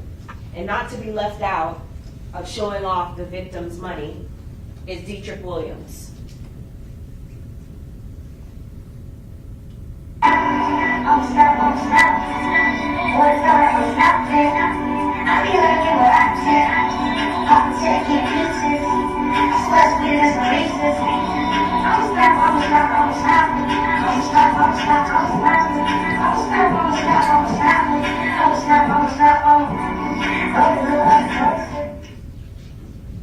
That's who they really are. Not the defendant that wears a bow tie to court at his trial, or the defendant that has the three-piece suit, or the defendant wearing a turtleneck in front of you, sitting here quietly. This is who they are. This is their real character. This is who they are. I'll object, comment about the character is improper. Overruled, sorry. This is their character. Killers that within 24 hours after shooting the victim dead and stealing $50,000 from him, this is what they do. Look at how happy they look. Look at how excited they look to have this money as they're showing it off repeatedly. And I didn't even put all the videos in this slide. You have it evidence. It's dozens of videos. Look at his face, how happy he looks. It's okay, you can look at him. You see him there now. This is who he is. And I submit to you, this is real money. It's common sense, it's real money. Look at it, how crisp it looks. Like it just came from a Bank of America, dispensed earlier that morning. Look at how the bills are all facing each other. As if Cecilia Ramos had just run it through the counter. And all of the bills happen to be facing the same way and folded in the same way. Those are things that you can take into account as you're looking at and considering, was this really what they did? And I submit to you, it absolutely 1,000% is what they did.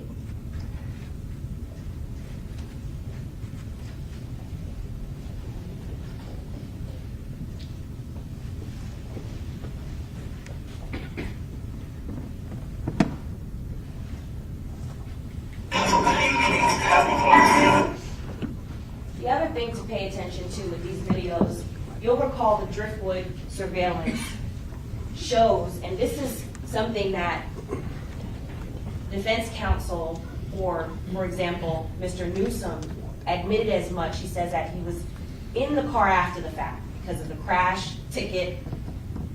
And so the surveillance video shows two people. Shows two people leaving the Dodge Journey just after the homicide. And again, remember I was saying to you, Michael Boatwright and Trayvon Newsom were together the entire time. No obvious stops that Trayvon Newsom was picked up or dropped off. And so here they are.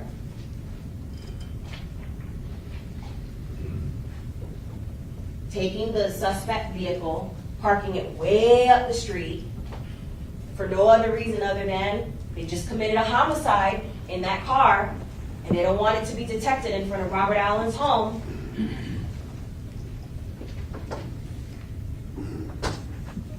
And what do we see them?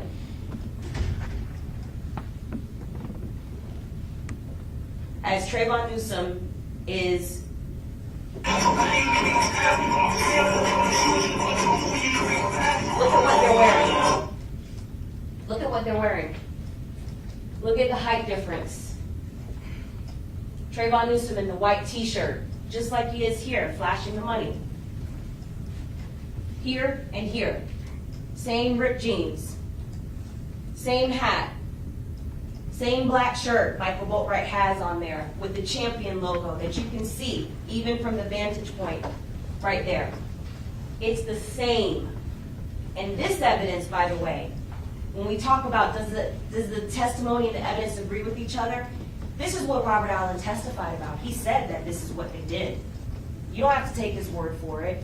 You can see it on the surveillance from the Driftwood. And you can see it consistent with videos from Michael Boatwright's phone. There they are.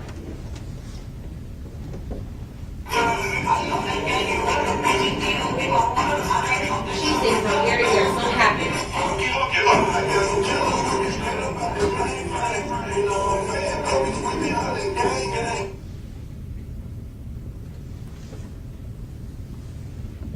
You will get an opportunity. I'm going to talk to you again. I'm going to be talking to you before I sit down about what you'll get when you're in the back deliberating. Okay, so besides the evidence that you're going to get to review and talk amongst yourselves, you're going to get verdict forms. And this is what they look like. You're going to get one verdict form per defendant per count. So that's 2 verdict forms, 6 total for each defendant, okay? And so it looks just like this. The pertinent parts, the first one is for count 1. And remember, the state is asking you to vote guilty for the highest count charge, which is first-degree murder. You're going to get the options like we talked about, the lessers. It's going to be on the verdict form here as B and C. But based on the evidence that has been presented to you, I submit to you that the state has met its burden as to each element beyond and to the exclusion of all reasonable doubt that the defendant, Dietrich Williams, is guilty of first-degree murder. And so, remember, during jury selection, I actually asked row by row. Each row, I asked if the state presented all the evidence and met its burden, could you vote guilty of first-degree murder? It wasn't a question that was just in futility or hypothetical. This is now real. The state is asking you to vote guilty of first-degree murder. And I asked you in jury selection if you could do that, because now's the time that we presented the evidence to you, proving to you that Dietrich Williams is guilty of first-degree murder. And now is the time when you go back there and deliberate, you're going to see this verdict form. I'm asking for you to check that box that he's guilty. You will also get a verdict form for count 2, for armed robbery. You're going to get all the options that we talked about, the lesser included offenses. But I'm asking you to vote the highest offense charged in the indictment, which is guilty of armed robbery, because that's what we've proven. Trayvon Newsom, you'll get a verdict form for him for count 1. His is going to look a little slightly different. It's going to have all the options for first-degree murder and the lessers, but you'll also have a question at the end. And so, just the same, we're asking you to vote guilty, that Trayvon Newsom is guilty of first-degree murder, which is the first option, so to check that option.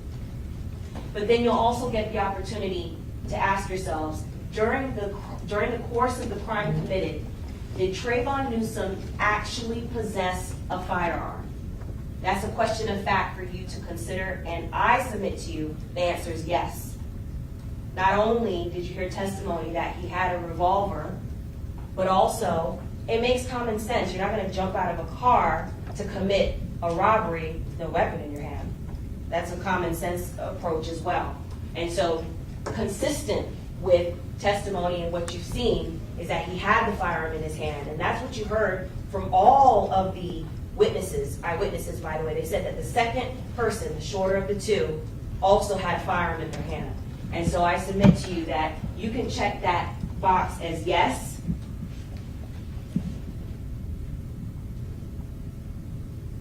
that he also had a firearm in his hand. Now, for count 2, I submit to you that Trayvon Newsom is also guilty of armed robbery. And so we're asking you to check the first option, which is guilty of armed robbery. And also during the course of the crime committed, to answer this question, yes, he actually possessed a firearm as well. So you're going to answer that question twice, for count 1 and for count 2. You'll then get the opportunity to fill out Michael Boatwright's verdict form, and his is going to look slightly different from the other two. First, we're asking you to vote that he's guilty of first-degree murder as charged in the indictment, because that's the highest crime charged, and I submit you we've proven it by all the evidence so far that we've talked about. So to check that option as guilty. Then, during the course of the crime committed, did Michael Boatwright actually possess a firearm? There's going to be 3 questions for you to answer. 1, did he actually possess it? Yes. That's what the testimony shows. That's what the evidence shows, the surveillance. Also, circumstantially, look at all the ammo he had matching to the actual firearm. There's testimony putting him as the shooter by Robert Allen is corroborated by all the eyewitness testimony saying that the taller of all of the co-defendants, was the gunman that shot the victim, so he possessed that firearm. Did he discharge that firearm? Yes. There's 4 missing ammo from that box that was found in front of his home, all connected to the firearm, all connected, which is the murder weapon in this case. And so, the second question, I'm asking you to answer yes. The third question, during the course of the crime committed, did defendant Michael Boatwright actually inflict death on Jose Onfoy as a result of discharging that firearm? Yes. He's the shooter. I've made no bones about it from the beginning. He's the one that discharged that .22 caliber rifle. And everybody had said, the tallest of the gunmen. I hope that you looked when we were on break. He's the tallest out of all of them and has been identified as the shooter. And so it's his weapon that actually killed Jose Onfoy. You'll get an opportunity to deliberate as to the second verdict for Michael Boatwright. I ask that you also vote him guilty of armed robbery as charged in the indictment. Answering the same questions again. Did Michael Boatwright actually possess the firearm? Yes, for the reasons that we've stated. During the course of it, did he discharge that firearm? Yes. And the third, yes, a resounding yes, that by the discharge of that firearm, that death was inflicted on Jose Onfoy.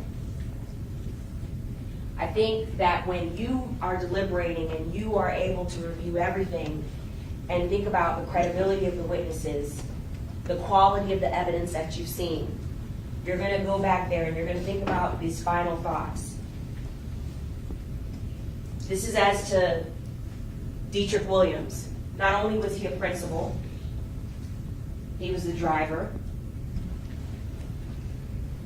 Tanel Carter's testimony corroborates all of the other evidence identifying him. Robert Allen's testimony is also corroborated by all the other evidence you've heard. He tries to get Tanel Carter to change his testimony.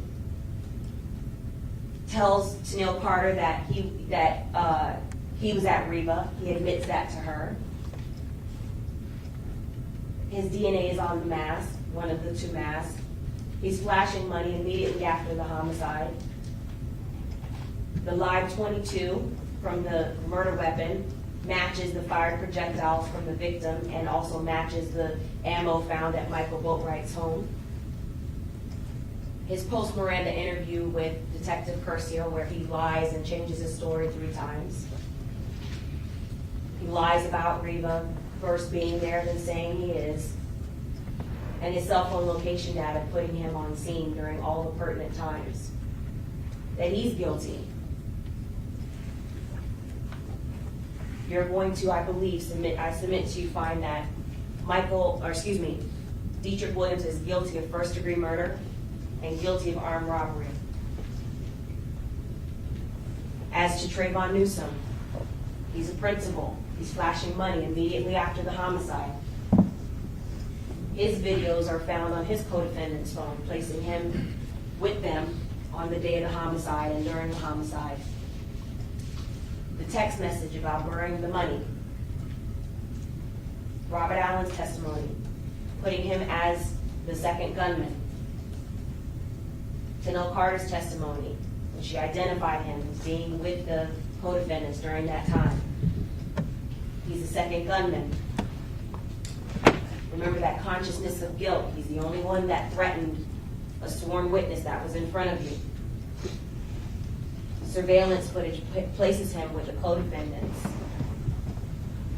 The Driftwood surveillance footage. The threats to Robert Allen, the intimidation, and he's ticketed for the car crash that also puts him during that time. So he's also guilty of first-degree murder and of armed robbery. Michael Boatwright, he's the shooter. The 22 Aguila bullets match the fired projectiles from the victim's autopsy and the live .22 from his co-defendant's home. Tony Robinson's testimony as well puts him as picking up the car, you'll recall. He picks up the Dodge Journey with Robert Allen. Tenille Carter also identifies him as being with the co-defendants during this time. In addition to being a shooter, he's a principal as well to his co-defendants. His DNA is on the mask. All the evidence proves that he was a shooter and not at his grandmother's house gingerly sleeping. The fired casings on the scene and the fired projectiles from the autopsy match the murder weapon. Robert Allen's testimony also is corroborated by all of this and puts him as the shooter. His location data places him on scene the entire time. His Bluetooth connectivity also has him on scene and connected there. He never left the homicide scene. He's also guilty of first-degree murder and of armed robbery. I'm going to get a second opportunity to speak to you after all of the defense counsel has had an opportunity to talk to you.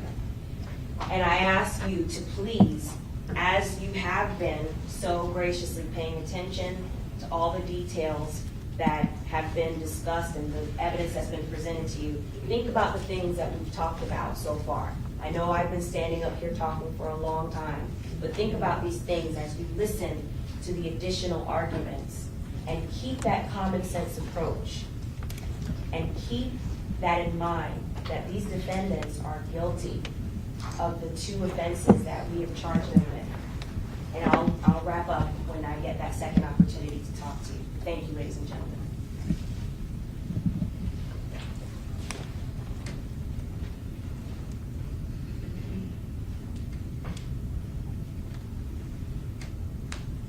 Thank you, counsel. Ladies and gentlemen, it is 1:15. I think it'd be a good time to take a break, clear your heads a little bit, relax, come back in 1 hour. Come back in 1 hour, and that's when we'll have their opportunity to present closings. Once again, as with each time we break, I will remind you, you're not to form any definite or fixed opinions in your case, so you hear all the evidence, the arguments, all the counsel, and any questions the law might be. Until that time, do not discuss cases among yourselves during the course of the trial. Take regular recesses. You wish your committee to separate to like personal affairs during these recesses. You will not discuss a case with anyone nor permit anyone to say anything to you in your presence. Attempts to contact the jury as to stop and to leave them at lunch or command one of my deputies. Counsel, witnesses, and defendants associated with the case in the hallway will ignore you. They are not being rude. They are following the court's orders. Have a good lunch. See you in 1 hour. Kept his composure almost through this entire trial, except for one expression of anger that you've heard about from the state, as if it was him confessing.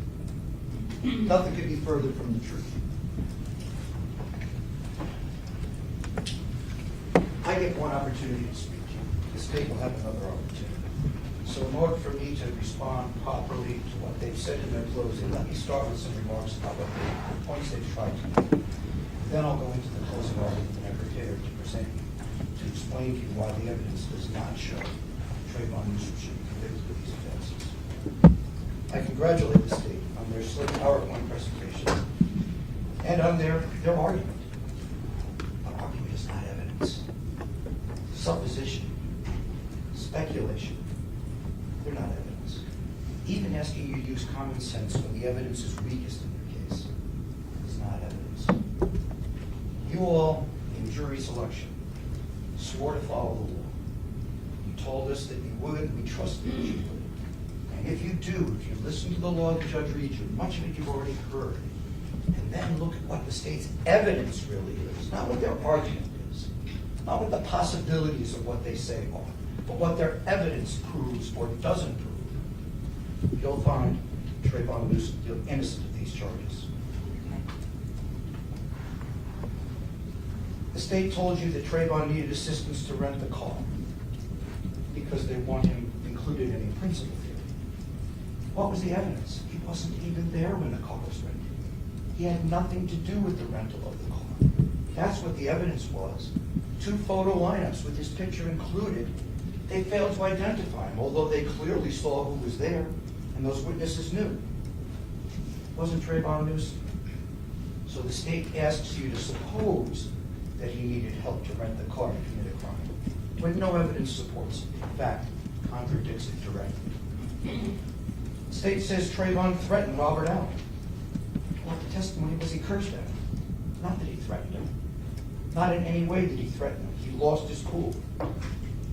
Deputy Alvarez was called by the state to back up the testimony of Robert Allen, because I'm sure the state realized at that point you can't believe anything Robert Allen said, so you might totally disregard the fact that he had an outburst. And they needed you to hear it from a deputy who came in and told the truth and said, I heard him spring a bunch of curses together and call him a bitch, not a snitch. But remember how the state tried to take that word snitch and get the context of it in front of you. That it means he's guilty of something and this man is testifying against him. No, that's supposition. That's argument. That's not evidence. Angrily calling someone a bitch for accusing him of a crime he didn't commit is what I'd expect an innocent man to do, and what you should as well. And that's all you heard. In no way equates with consciousness of guilt, as the state suggests you it does.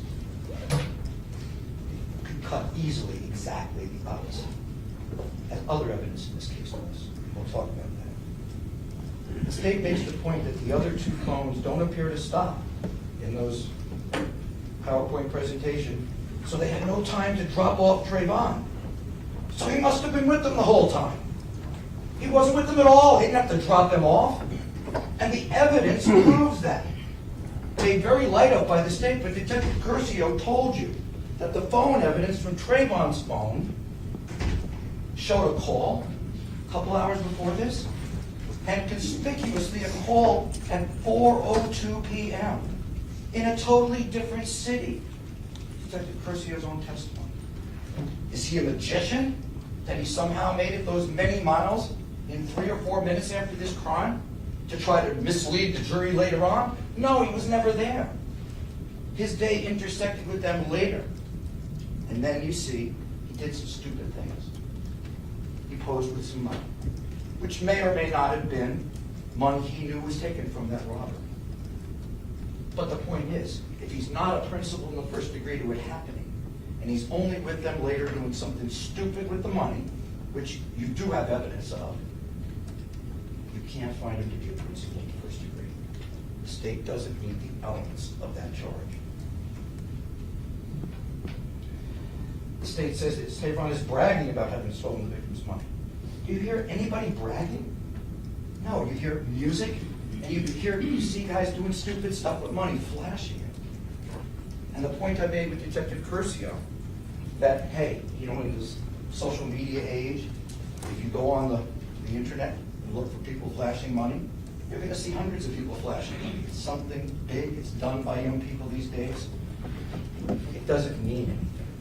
Not unless you can link it to Trayvon Newsom knowing he's participated in a murder and a robbery, and he's flashing the money to be bragging about it, as the argument is made.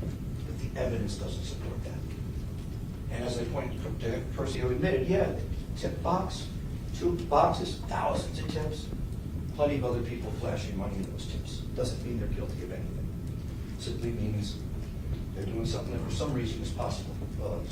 Is popular in this day and age.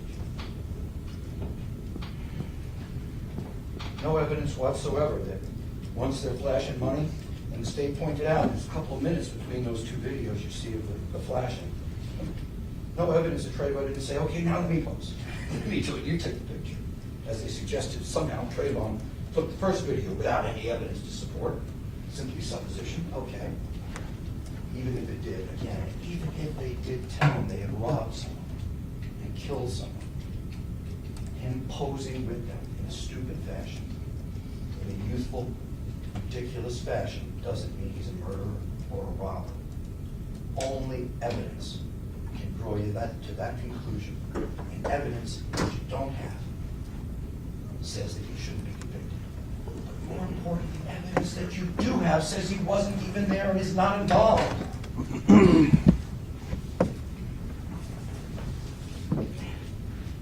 2 gunmen, 2 masks, recovered from a search.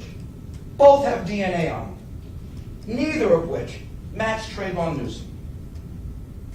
This is the kind of evidence that supplants supposition and guesswork and testimony.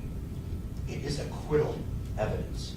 You cannot convict Trayvon Newsom if the mask's DNA doesn't match him as the second gunman.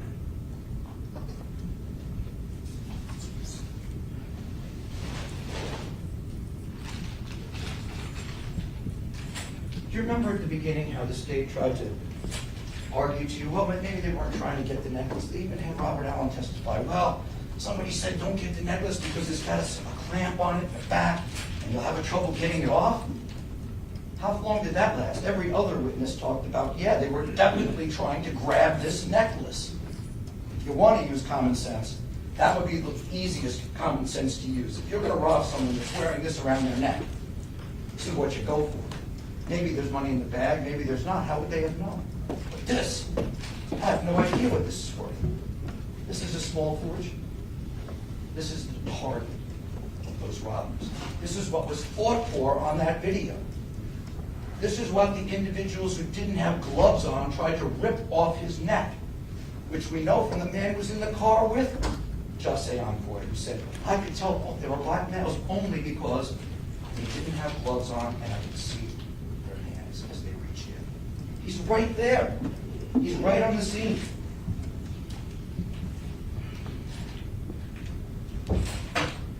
Even the blood on the necklace. Remember at first when the state talked about it? Oh, if it was soaked in blood, it could, disperse the DNA. Was there any testimony it was soaked in blood? Witnesses after that, one by one, talked about how even at the hospital, they're trained. They're not going to wash this off before they take it and preserve it in evidence for law enforcement. And she says, you can still see the blood on there today. Yeah, if you look real close, there's a little bit of blood over here on the back, closest to his body, where it probably dripped down. But the front is like sandpaper. It's abrasive.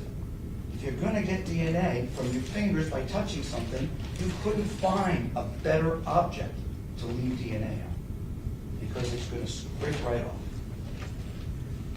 Even at one point, Detective Walcott, in questioning by Ms. Buckaloo, she tried to get him to say that if you touch something, you may not leave DNA there.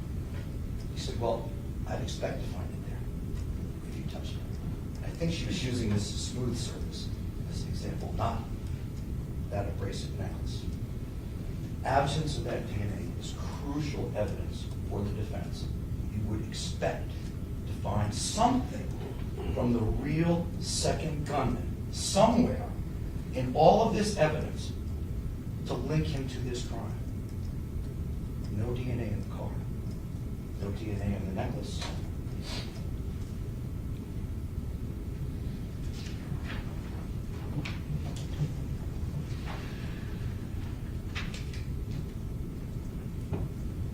Even the comments made by the state about an alleged text message from Trayvon about money buried in the backyard. Well, aside from the fact that they dug up the entire backyard, didn't find anything, which would cast doubt on the veracity of that, where's the text message? Is that introduced in evidence to you? If you look at it, they say a picture. Trayvon was attached to it. Where's the picture? You're the jury, ladies and gentlemen. You are the judges of the facts. It is incumbent upon the state to present evidence to support what people say, even police officers. You don't just take things at face value and say, well, it must be true because someone said it. You look for the evidence that proves it either existed or it didn't exist. No photograph, no copy of the text message, no screenshot of the text message. The phone number it was made from doesn't come back to Trayvon. No way to trace it to him, if it happened at all. No testimony from the person who allegedly provided Detective Curcio is presented before you. Why? Well, remember, that testimony didn't even come in until the state's redirect examination of Detective Curcio. It was not part of their case in chief.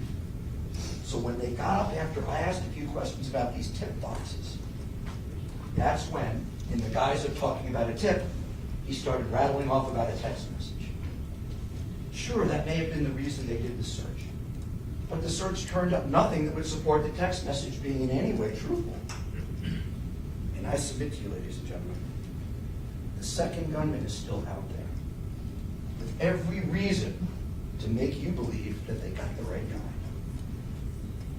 If you want to speculate on something, let's speculate on that as being the person that would send that anonymous message, attach a picture of him to it, and try to get a jury to believe that he's somehow admitting he participated in the crime with a piece of evidence you don't even get to consider.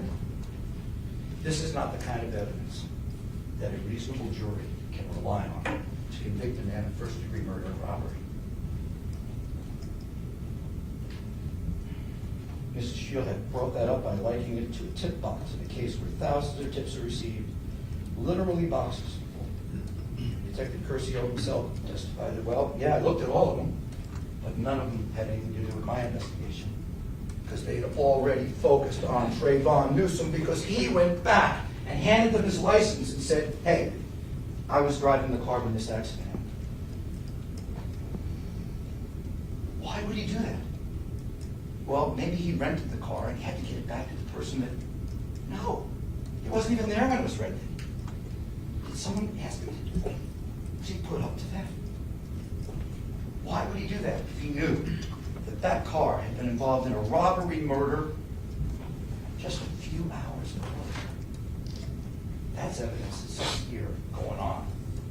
It's not on the surface of the state's presentation or anywhere considered in it. It's something you have to think about. It makes no sense. It's evidence of he doesn't know at that point what they did, or that that car is involved, or he would never have gone back. Two guys jump out of the car and never come back, right? Why did they not come back? But he does. He's not the one who was with them. That's why he gets sent back to get the car.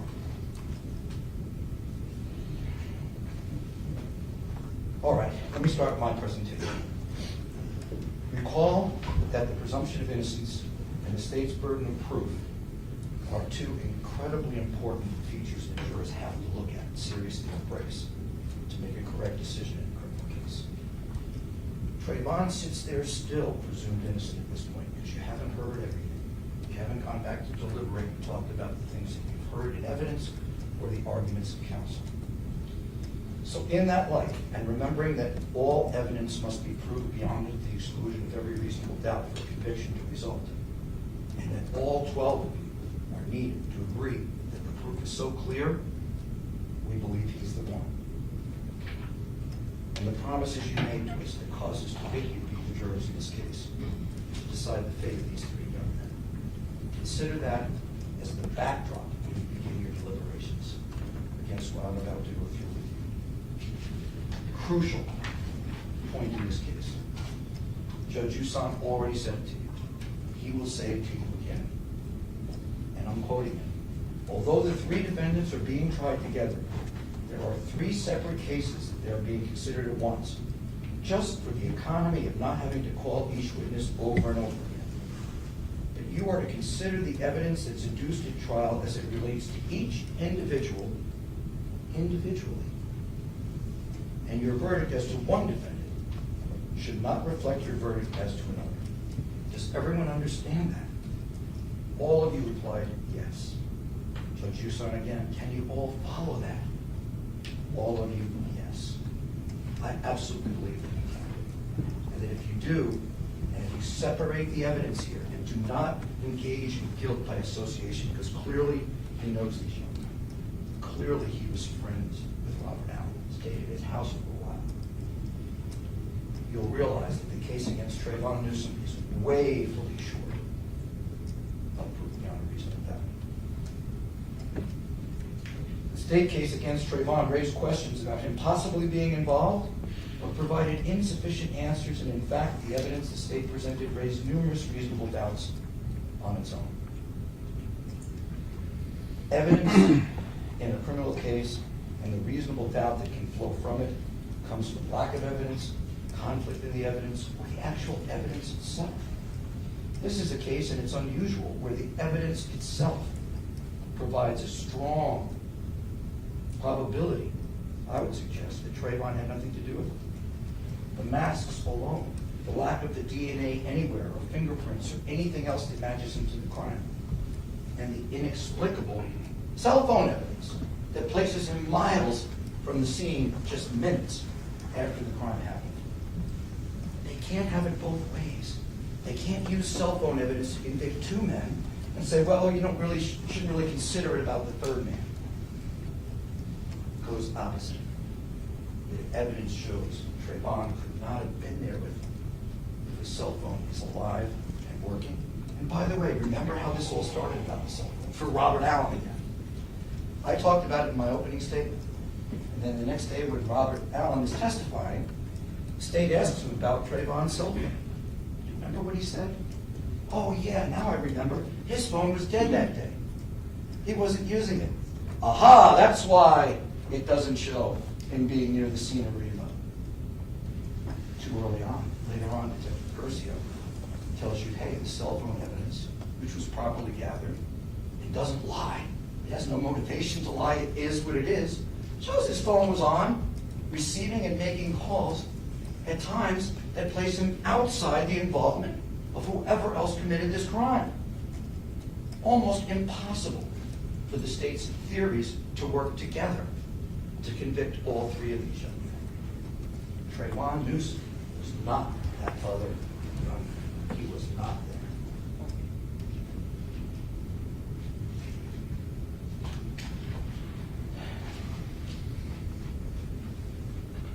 So let's talk about Robert Allen a little bit. Other counsel I know is going to go into great detail about Robert Allen's testimony. I watched your reactions to it. You've all heard all the different times he lied, all through all of his statements. I won't go through them each individually. I'm sure you'll have heard all of that by the time you're done hearing the closings of all three counsel. But I'll just point out a few things about it that I think are most important for you to consider. The testimony of Robert Allen points out the clear legal distinction between physical evidence and testimonial evidence. Physical evidence cannot lie. It has no motivation. It doesn't change based on who's talking about it. It is what it is. People, however, are flawed. Their testimony can be changed. It can be influenced by what they want the jury to believe, or by their own perceptions or misperceptions of what they think they saw. It is no way as reliable as physical evidence. And that's why in this case, the physical evidence will acquit Trayvon Newsom. The testimonial evidence by Robert Allen was damning against him in every which way you could imagine. I mean, he tried 5 different times to change his testimony to fit what the state wanted him to say, to fit their version that this is the missing gunman. He gave him anything he could possibly give. And he even confessed to the fact that if he could get these 3 men convicted, he's hoping to walk out of here in a matter of weeks, maybe a month or 2. 5 or 6 years he's already served. That's what his lawyer told him. Hey, if you cooperate and give them what they want, you can get 5 or 6 years here. And walk on this. Why? How could you have a greater motivation to lie? But he's not good at it, thank God. Let's point out how he's bad at it. Well, let's start from who he is, okay? He's a 12-time convicted felon. 12-time convicted felon. And at one point, he kind of defended that by saying, hey, I do fraud. Remember that? I do fraud. That's why I'm a 12-time convicted. What is fraud? It's a systematic pattern of lying to take advantage of other people and steal things from them. So he's basically telling you, listen, you really shouldn't believe me. I do fraud. But I'm going to say anything they want me to say to get these young men convicted because my life is on the line. He walked right through the cameras at Reva. He's right there. You can't mistake Robert Allen. I think a few people have kind of joked about that. He's a clearly recognizable individual. He was cold. He was dead in the water. Had something to say. Do you think for one moment he was going to tell the cops, wait a minute. I'll give you what you want, but you got the wrong guy? Where would that have landed him? Sitting over there, maybe without Trayvon Newsom, but sitting over there, looking at life. So what did he do? He lied. He lied again and again and again. Nothing to lose. He's an admitted liar, a fraud guy. He is also a cooperating witness, which you've heard the instruction once, you've heard it from defense counsel, and you'll hear it again from the judge at the end. It is a law that has come about after many, many years of jurisprudence in this country. And in many, many cases where it's become absolutely clear and apparent that if someone flips, so to speak, becomes a cooperating witness, to testify against the people he says he participated in the crime with, you gotta open your eyes to that. You gotta look at what the motivation behind that might be. And you gotta look at his testimony against the other evidence that supports it or contradicts it. And here, all the physical evidence points against what Robin Allen said about Trayvon Newsom. You must consider the testimony of some witnesses with more caution than others. For example, a witness who claims to have helped the defendant commit a crime or hopes to gain a more favorable treatment in his or her own case may have a reason to make a false statement in order to strike a good bargain with the state. This is particularly true when there is no other evidence tending to agree with what the witness says about the defendant. This instruction could have been written for this case, but it's been around for many years. And it's something you have to take to heart and have to use when you evaluate Robert Allen. 5 statements he made, all under oath before the trial, all different, all packed with lies. Even his trial testimony was contradicted in some ways by other witnesses and by the evidence itself. Ladies and gentlemen, you cannot trust his testimony. The judge will tell you again, black letter law in our country. You as jurors can believe or disbelieve all or any part of a witness's testimony. You need to disregard everything Robert Allen said. Everything he said. Because it's unreliable, it's incredible, and it's not worthy of belief or consideration by you in any way. I know co-counsel will talk more about Robert Allen. But as it applies to Trayvon Newsom, it's the clearest that he's lying to get himself the deal that he's wanted all along, all those years it took him to finally get it. There's nothing he wouldn't have done. Nothing he wouldn't have said. No testimony he wouldn't have twisted to get himself out of this. At the very start of his attempt to get a deal, Detective Curcio and Detective Bronson, in speaking to him, made it clear to him that he had to testify to what their theory of the case was in order to get that deal. That's in writing.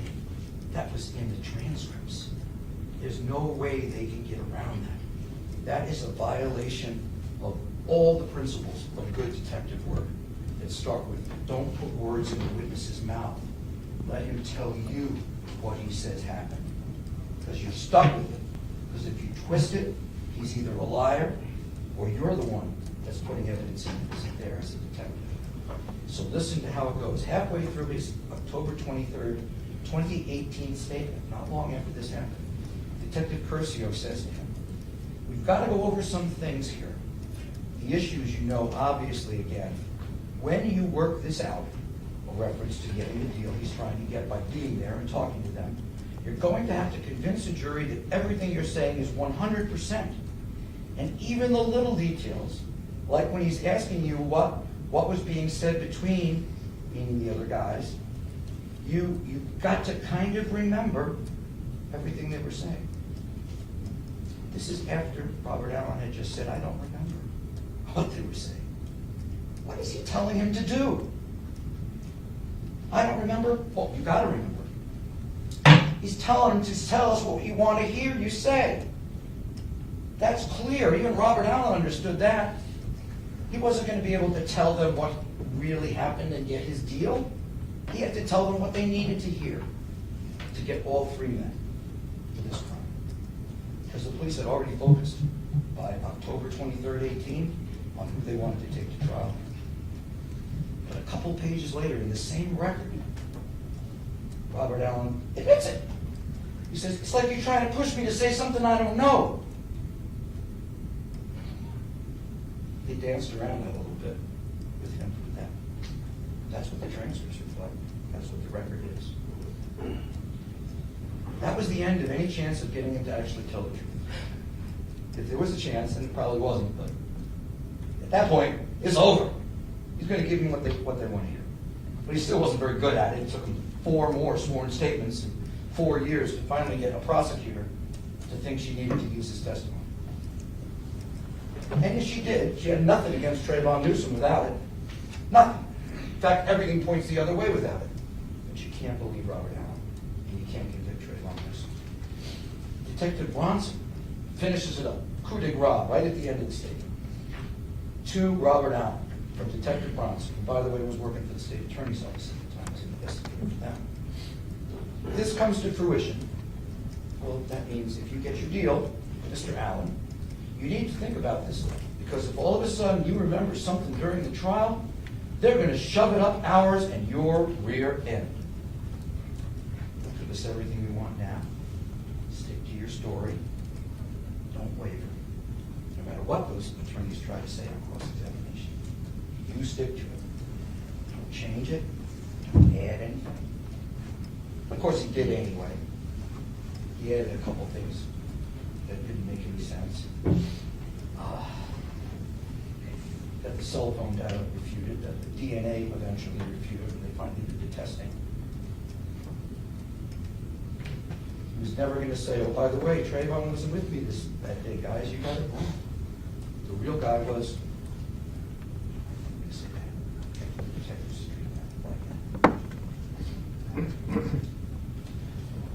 Remember when Robert Allen testified about the alleged outburst by Trayvon Adam? I didn't really challenge what he said when I cross-examined him, because it was clear my client lost his cool, told him what he thought of him, called him a bitch, cursed him out. Still, they put Deputy Alvarez on again because how could you believe Robert Allen alone? But then, snitch becomes bitch. A little distinction. But who are you going to believe, Deputy Alvarez or Robert Allen? And of course, the state focuses on snitch, because they like that word. That fits the case. But what he said was bitch, and he went on to curse him out. Somehow evidence of guilt is being introduced as evidence of guilt. An outburst by someone like that. That's evidence of guilt? It's evidence of being a person and being angry. That's what it's evidence of, clearly. Nothing else. He lost his cool at a former friend who agreed to tell the story the detectives wanted to hear after they saw Trayvon on Robert Allen and the other social media. And he placed himself in the Dodge Journey a couple hours after the crime. They were going to back off on their theory. That was their best chance of getting the third guy here, the guy with the gun, after they'd already locked in. There's nothing else they could do. Okay. So hopefully you understand that Robert Allen's testimony should not be believed or relied on by you. So what does the credible evidence actually prove in this case? Well, the credible evidence doesn't even come close to proving or beyond a reasonable doubt that Trayvon can be convicted of armed robbery and murder. No firearm recovered that can be matched or linked to Trayvon. No witnesses, other than Robert Allen, put him at the scene of the crime that day. Robert Allen said the guns found at his house were not one of the guns Trayvon had that day. Why? If all the guns are together, why wasn't Trayvon's there? Well, Trayvon didn't have a gun, he wasn't there that day, and they wouldn't find his DNA on any of the guns they found, or his fingerprints, or anything else to link him to. So Robert Allen's a liar, but he's not an idiot. No evidence of proceeds from the crime are recovered from Trayvon, even from the alleged search in the backyard where there's supposed to be all this money buried. And believe me, they did a thorough search in that backyard, dug it up. Nothing there. That's the house that Trayvon lived in since he was a kid. He was 18 years old in 2018. No DNA anywhere on anything matches Trayvon Newsom.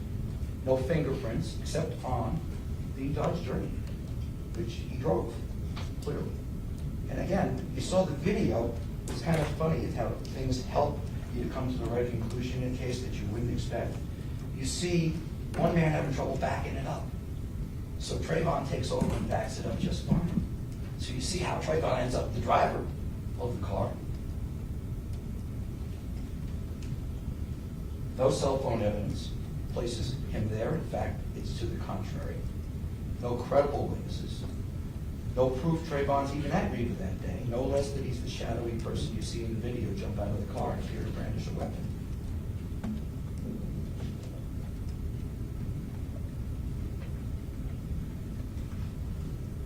Again, he goes to the scene of the crash afterwards. He runs because the other guys jump out and run. They don't come back. He does. Because he was driving the car. He has her license. Not Trayvon. The car was just using that driver. And even, didn't Robert Allen say that they had just learned before this crash that the victim had died? Didn't he say that? Is your correct recollection? Okay, so even if, how would that be true? If Trayvon, even if he knew at that point that they had robbed and murdered somebody, and hears from them that the man died, he's going to go back and identify himself with his license in that car.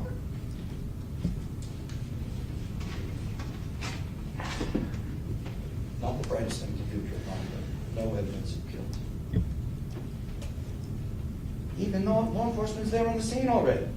And he goes back.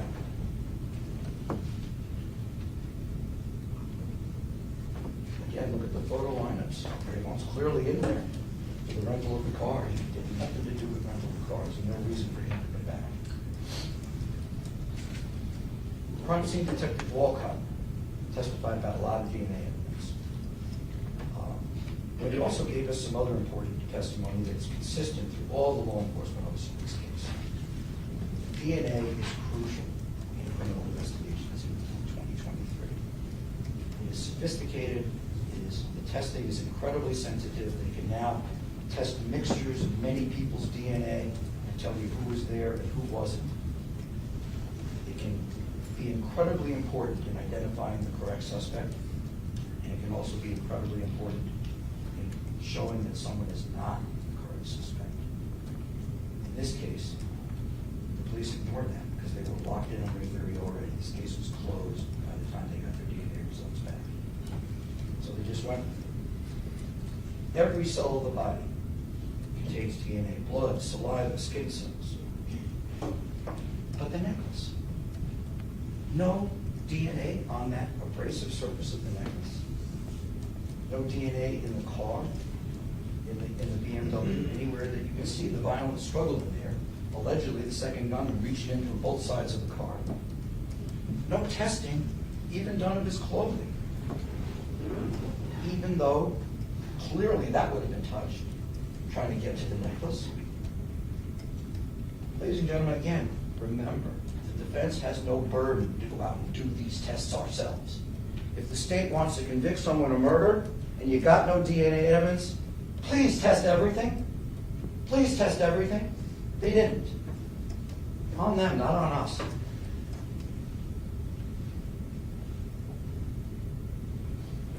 Remember, even Walcott testified that while he's at the hospital, law enforcement already knows the necklace is a very important piece of evidence in the case. His words, not mine. Because it was obvious from the video and the live witnesses all agreed there was a violent struggle for the necklace. At the beginning, the state tried to recede from that violent struggle for the necklace by putting on that ridiculous testimony of Robert Allen.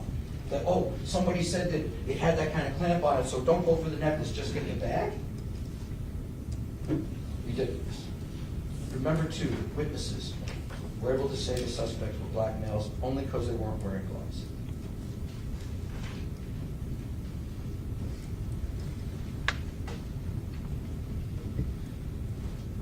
No DNA of Trayvon's from any of the swabs of the BMW, and remember, they swabbed it all over the place.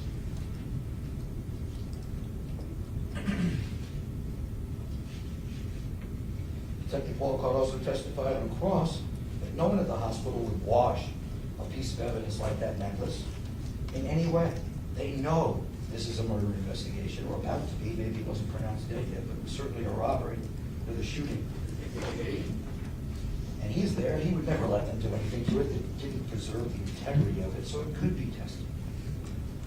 The blood on it had nothing to do fact, they didn't get any DNA on it. You can see it, look at it, there's the tiniest little bit of blood on that. It was not bathed in blood or soaked in blood, as the state started to suggest. Maybe we didn't get DNA because it was so drenched in blood, maybe they washed it off, and this is all just some big mistake. No.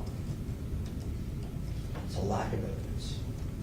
Reasonable doubts come from the evidence, conflict in the evidence, and a lack of evidence. The state tried to argue, supposing, well, there's no proof that if you touch it, we would have found the DNA. That's called burden shifting. That's called the state asking you to look for the defense. Objection, judge, and proper argument. Overruled this argument, jury reliance on recollection. Thank you, Your Honor. Remember the burden of proof. The state accepted it in Fort Dyer. They all told you, look, it's all on us. We got to prove it. They don't have to do anything.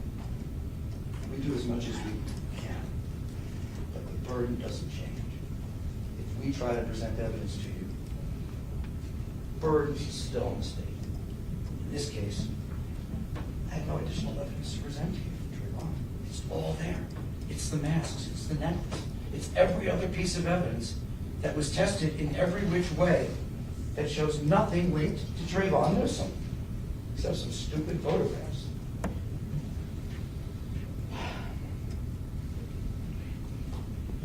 Ms. Buckley, so detective, just because I touch something, does that mean I will leave fingerprints? Detective Walcott, no. Ms. Buckley, just because I'm touching all these items, Detective Walcott, no. Ms. Buckley, just because I touch it, am I going to leave DNA that you would be able to test later on? Surprised by the answer? Yes. You probably left some DNA right there when you touched it like that. I almost fell off my chair. That's integrity. From a detective. No axe to grind. Tell it like it is. I'm not going to give you what you want, Madam Prosecutor, just because you want me to say maybe I didn't do it. We expected to find it. On that necklace, that's an important piece of evidence. We expected to find DNA on it. We didn't. That's lack of evidence.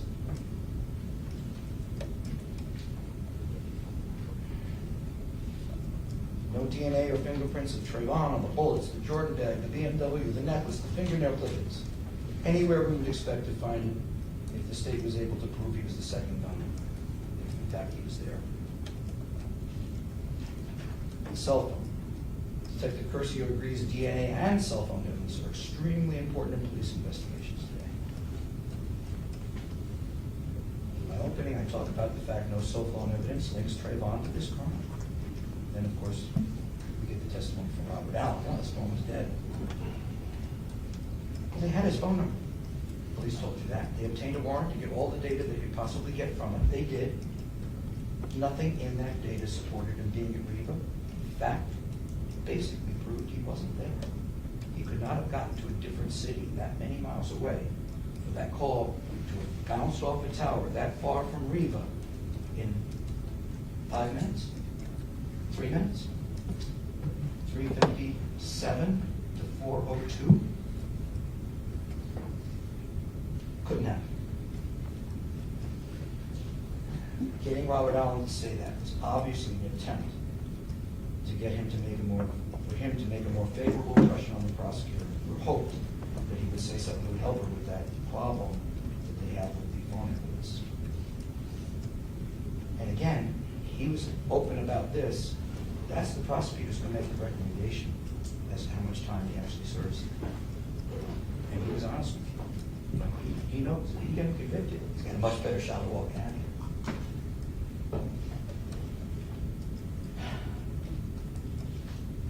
1:55 p.m. Trayvon's cell phone was in Pompano Beach. 4:02 p.m., 5 minutes after the crime, still in Pompano Beach. Now, the state made a big deal about the fact that he's in that video in front of those apartments switching the driver of the car. It's an hour and a half after the crime. Obviously, plenty of time for him to rejoin his buddies back down in Fort Lauderdale. For them to either tell him, hey, look what we did, or not. Just put him in there, not knowing. Go back and get the car, get the one with the license.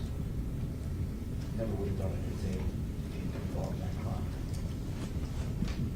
no reason for him to do it. Everybody ran. They ran from the car. He ran because they ran. Why am I running? I'll go back. Entirely different city than Deerfield Beach when the crime happened. That's what Blake Curcio had to admit. The second call placed to his phone, Vermont's phone, proved through the phone evidence. Again, the state wants you to draw logical inferences, use your common sense. I think you should use evidence or the lack of it, but if you want to draw inferences, what that infers pretty darn clearly is he was never agreed that day.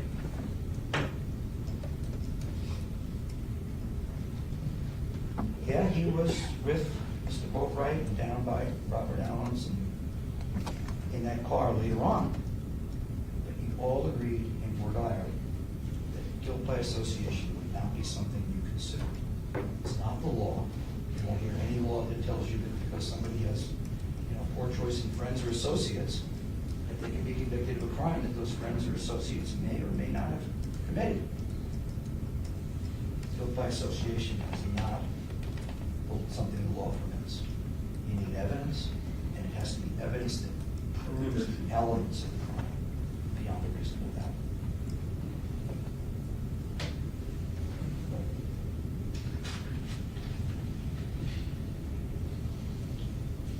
In my opening, I asked you to consider whether or not in your life experiences using your common sense, at the end of the testimony of Robert Allen, you would find that he's someone you'd ever believe anything out of his mouth if you knew the things you knew that you heard in this trial. Obviously, you would not. You wouldn't buy a car from him. You wouldn't believe anything he told you on the street. Once you knew. And he would say whatever it took for him to get his chance of freedom. That's his motivation to lie. Discuss it among yourselves when you deliberate. And you, the jury, will see what the facts prove and they don't. And you'll have to concede that with Robert Allen, you just have to disregard it. Everything he said. The state case raised some questions. That it did. But they provided insufficient answers to those questions. And in fact, the case itself raised numerous reasonable doubts. Again, a reasonable doubt based on the evidence, conflict in the evidence, and lack of evidence. You have all three of those here. Very present in Trayvon Newsom's case. Ladies and gentlemen, I thank you so much for your attention on behalf of my client, Trayvon Newsom, and his family. I pray that you make the right decision in this case.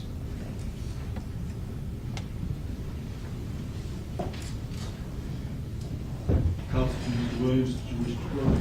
Judge, can I have a brief comfort break so I can set up? Take 5. Thank you so much. Can I have an hour? Thank you so much. I want to start off by really thanking you guys. For me, this is my job, and this has been rough. It's been a rough 9 weeks, and I can't even imagine what it would be to be someone that's in your position where you've had to dedicate and sacrifice so much so that we can get a fair trial here. And I've been watching you guys the entire time, and I know how attentive you've been at every single moment. So on behalf of myself and on behalf of Diedrich, I really want to thank you before I even begin my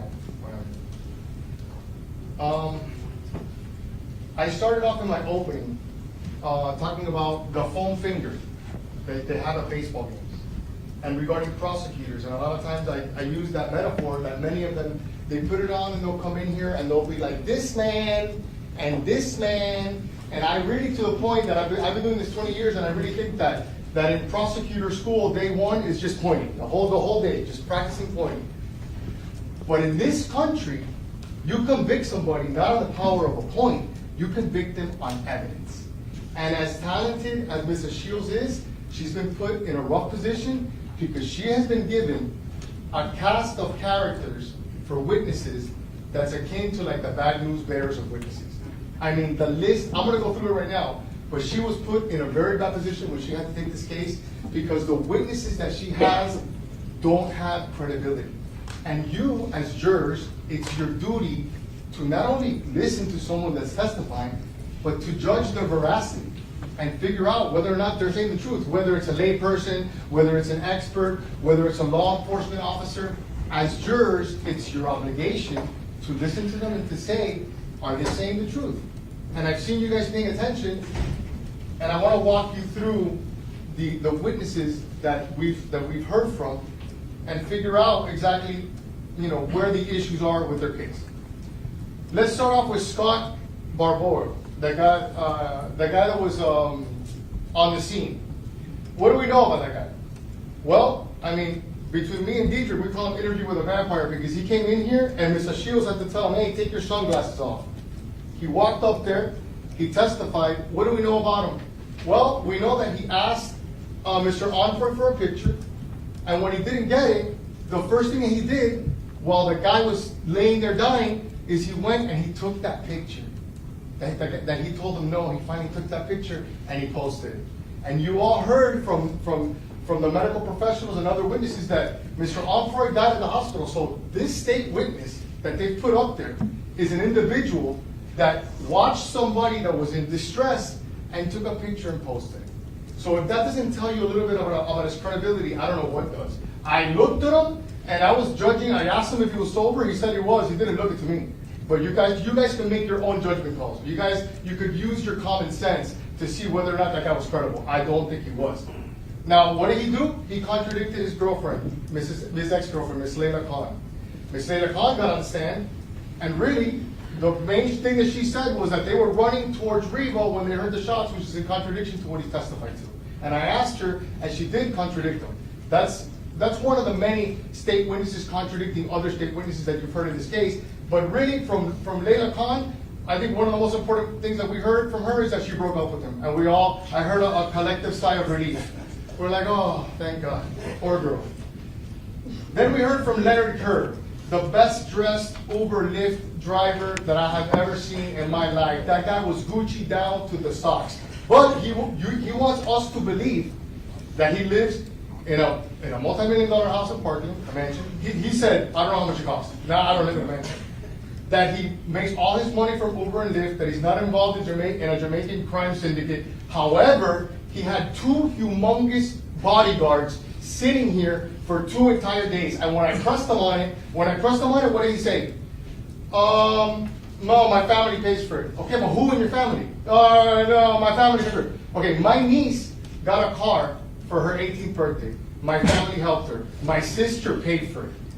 You know what I mean? Like, so I asked them, who's paying for that individual? Because I would like to know, and I believe that the jury should know, whether they're there to guard you or they're there to ensure that you're testifying the way that somebody wants you to testify. And I think that that's a valid question. I couldn't even get there because you refused to answer who was paying those guards. And as jurors, you guys should be able to know that because it goes to the veracity of that particular individual. It was a simple question and he refused to answer it. Then there's the issue of, while the whole thing is going on, I think that the state referred to him as the step-uncle. While the whole thing is going on, he takes out his phone, he calls Cleopatra Bernard, the mom, and he never even walks up to the car. You guys can make your own determination because honestly, I'm not going to say it because I've never been put in that particular position. I just think it's really strange that it took him that many minutes to approach the vehicle. Okay, and then he's out there calling Cleopatra Bernard and not really involved. He testified that it took minutes and minutes. The police got there, so it was a long time, and that's strange. I'm not gonna fill in the blanks because I'm not gonna tell you something that I don't know. But you guys can think about that. Why is that weird? Why did he do that? Then the bank teller, Cecilia Ramos. Listen, I'm not telling you that the bank teller's involved in this. I'm not. I'm telling you that a proper investigation could have included, hey, what's your phone number? Would you give it to us? I don't think that's out of the realm of the possibilities of a correct investigation. Why? Well, he went to the bank, he wanted $250,000, he took 50, and then all of a sudden he went and got robbed. Whether or not Cecilia Ramos was involved or not, we're not going to know because they didn't ask her for her phone number. And they could have. It highlights tunnel vision, and which is really one of the main things that I said in my opening, and it really affected the investigation of this case.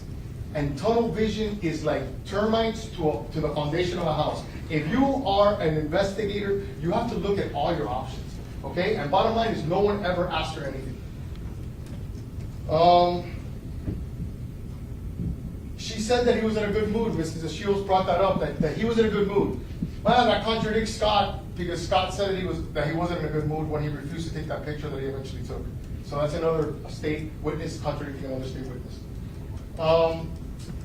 We have Tony Robinson. What's the most important thing that you heard from Tony Robinson?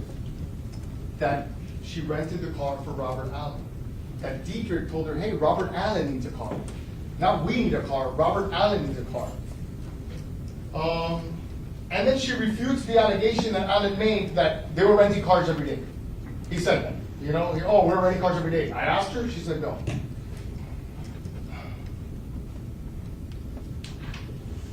Tanisha Clark, the lady that will never rent again on Turo, the worst first experience of any Turo renter ever.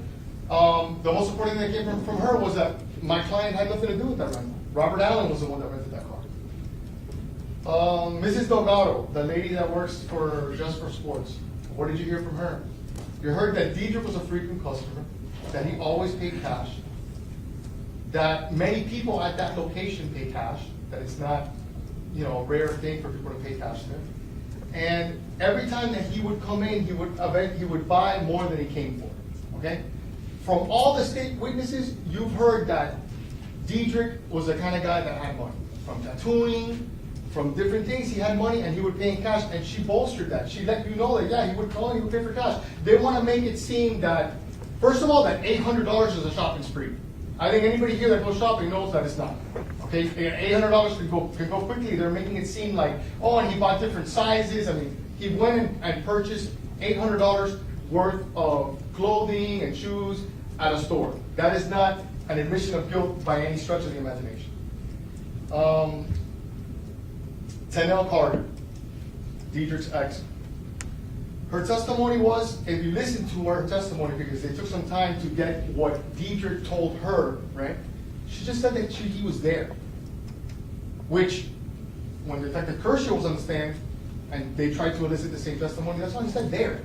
There was a lot of people that were there. Scott, Layla, Leonard Kerr, everybody at Riva.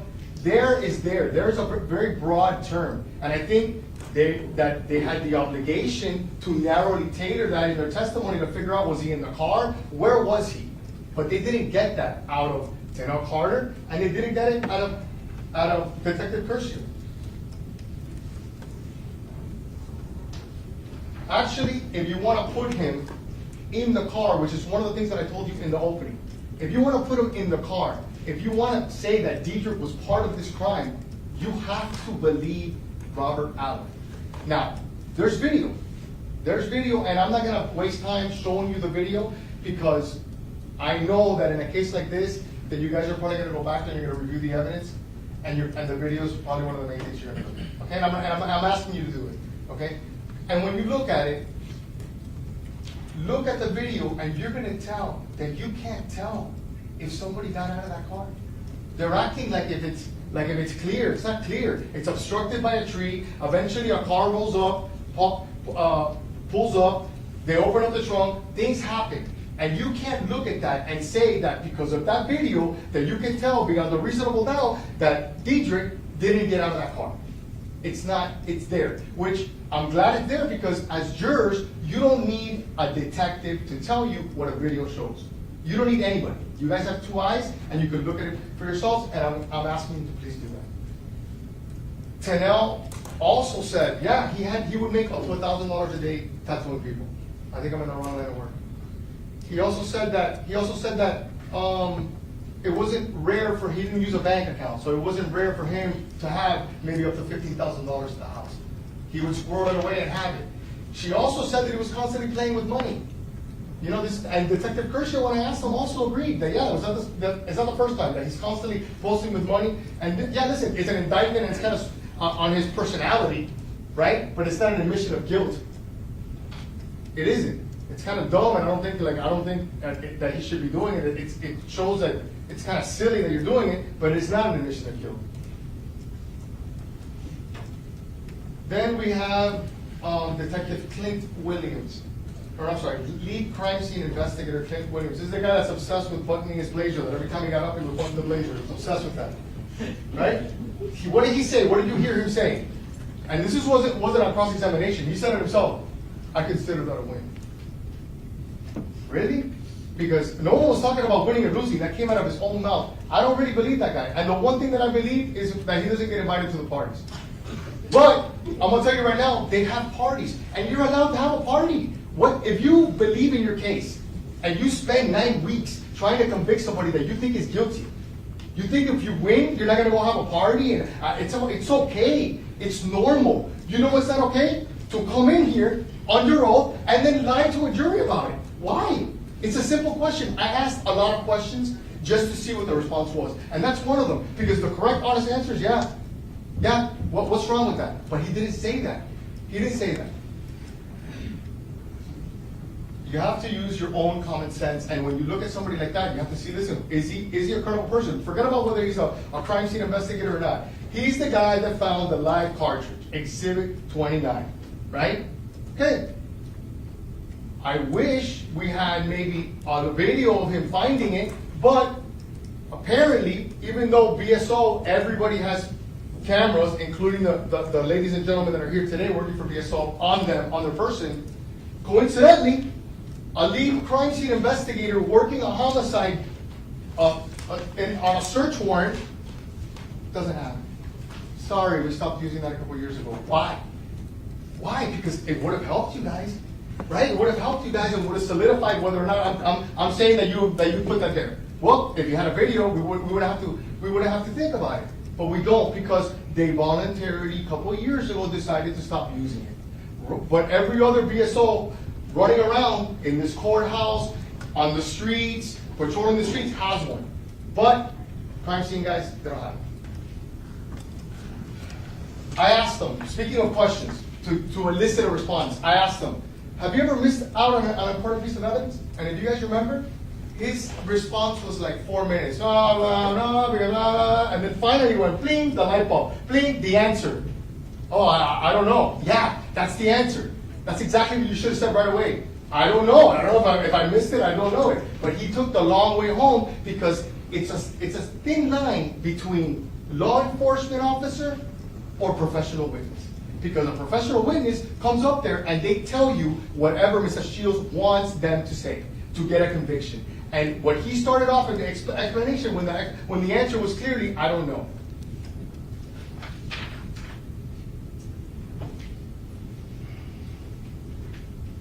Now, another question that I ask frequently, okay? Isn't it true that you can't tell whether that's real money? Detective Kershaw, oh, you want my opinion? A bunch of people, they didn't want to answer that question. The answer's, no, I can't. Simple. It's a video. And whether she wants to say, oh, they're crisp, they just came from the bank, it's a video. It's a physical impossibility for you to look at a $100 bill on a video and tell me if it's real or not. And I'm not saying that the money involved in this case is not real. I'm just telling you that the correct answer, the honest answer is, no, I can't. I'm a human being. I'm not a robot. I don't have X-ray vision. I can't tell. I need to touch it, test it. The answer was clear, but every time that I asked it, they gave different answers. The forensic guy, Marshall Wilcox, I think I don't want to mispronounce his name. He was a pretty believable guy. From a law perspective, I believe him. What's the most important thing that came out of him? Is that DNA can stay on something for years. And I use the example of, I like to go snowboarding, and if my friends ask me for my stuff, which they often do, and I lend them a mask, and they wear it 2 seasons later, is they still gonna have their DNA? And he said, yeah, it's possible, right? And another thing is this, it's a mask. And the DNA, the DNA expert that was on the stand, I think we talked about that it's an item of high absorption. I mean, you don't have to be an expert to figure that out. It's a face mask. You're breathing on it. So, regarding the face mask that was found with my client's DNA, that doesn't mean anything. That means that he wore it. That doesn't have any association of guilt. That means that at some point in the life of that mask, he wore it. And no one has given you testimony to narrowly tailor that. That's all that means. Now, it had 2 DNA profiles, right? We heard from Nicole Enoch, the DNA expert. Now, what do we hear from her? Well, there's something called star mix, that if they would have done it, it would have helped really figure out who that second person was, and they didn't do it. So, Mrs. Shields wants you to believe that there's no reason for Diedrich to have a mask other than to rob people. Okay? And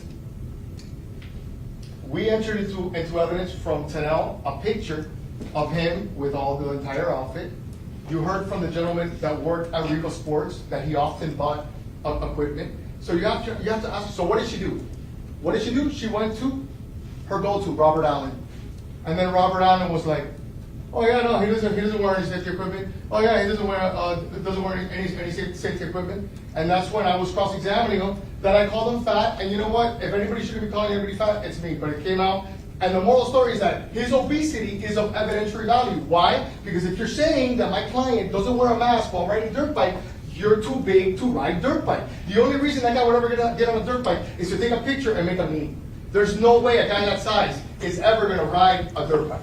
And so, unfortunately, his size is evidentiary value in this case. Another thing is that Robert Allen, I will get to this, Robert Allen was simply too large to even be involved in this crime. You know what I mean? They would have been like, yeah, you know, it was the big guy that was here half an hour ago. It would have been clear. But it's clear from the evidence that you heard that he does ride dirt bike, that he does wear masks when he rides dirt bike, that he does use equipment. And why is that important? Because it contradicts what one of the state's witnesses says, Robert Allen. And it goes to his veracity.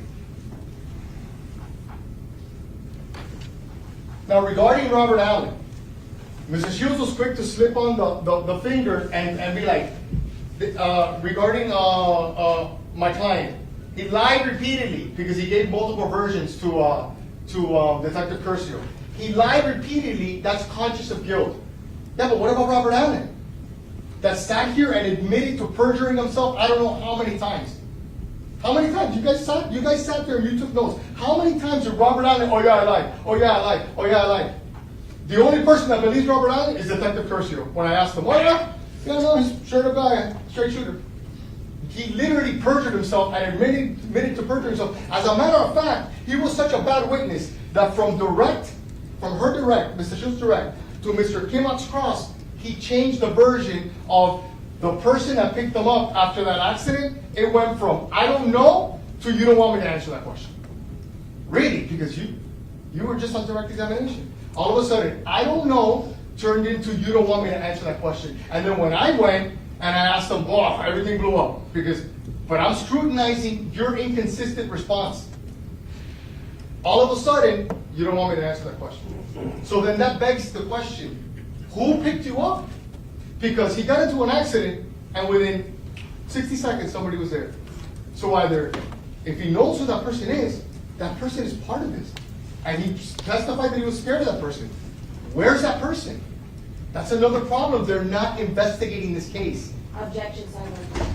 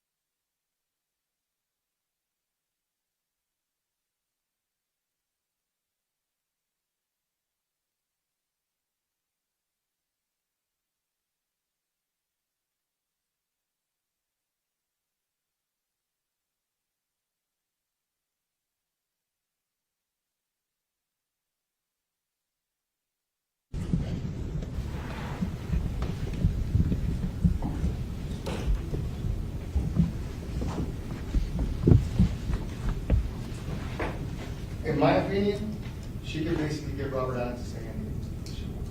And I think that was clear. She says, he comes with a host of baggage. Really? With a host of baggage, but you guys have to depend on his testimony to convict 3 people. He comes with his host of baggage, just brush it off. It's a host of baggage. No, he's a liar. He's an admitted liar, and they're asking people to take the word of an admitted liar to convict someone.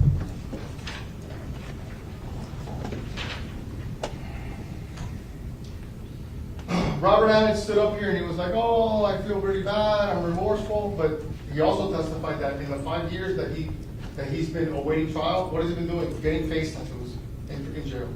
You are allowed to, as jurors, take that into consideration. He's coming up here and saying, oh, I feel really bad, but, meanwhile, in the 5 years, thug life, just tattooing his face in jail. You can take that into consideration when testing somebody's veracity as jurors. They also, Mr. Shields tried to blame the number of years between his arrest and his cooperation with COVID. And I think it was clear on the testimony of some of the detectives that there's no evidence to that. As a matter of fact, I mean, his attorney was involved in depositions, maybe like 6 months ago. When it was approaching trial, he said, I have to make a decision. And that was the decision that he made. To save himself, he was going to involve and create lies towards his friends. That's what he was going to do. Now, one of the main things that they've always harped on the entire time, no, he never got a deal.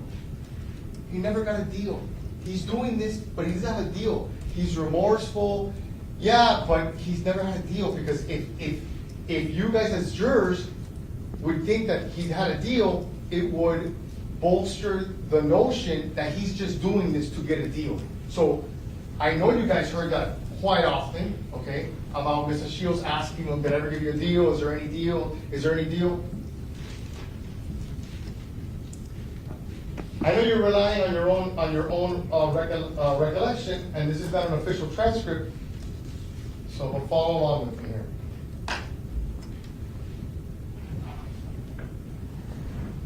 This is Mrs. Shields asking the question, right here.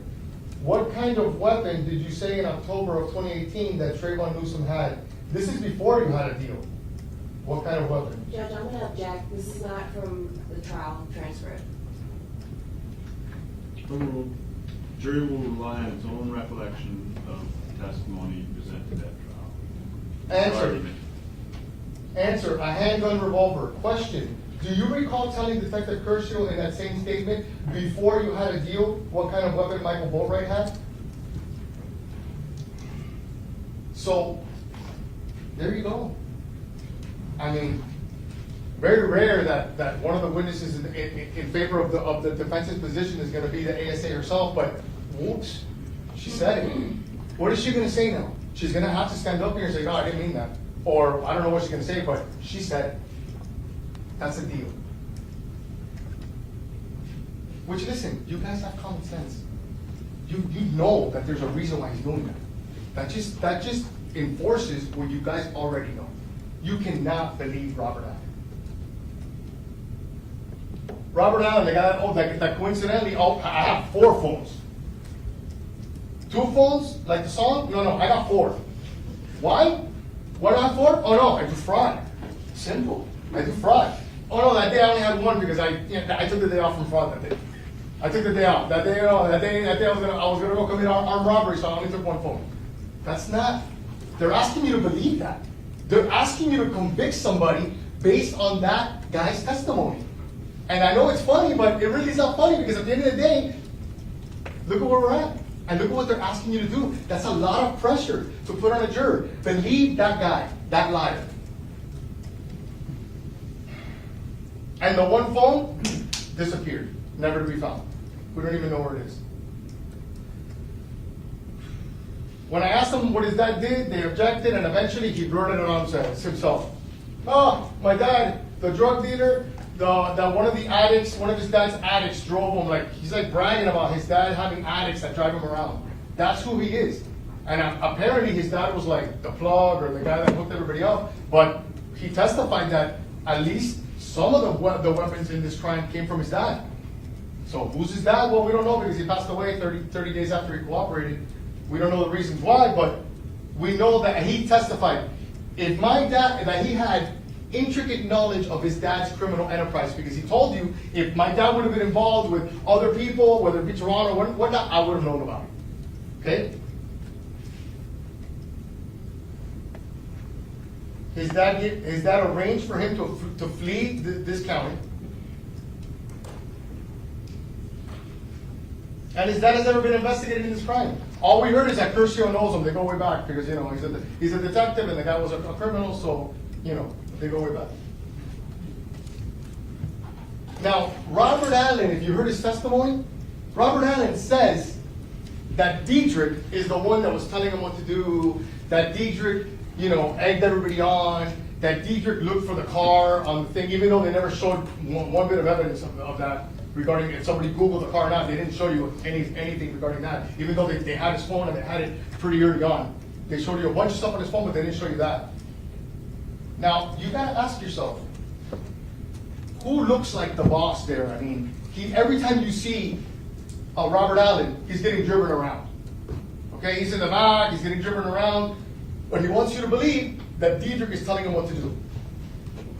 If you see him on the video, look at the video. On the video, he's in there talking on the phone, walking around.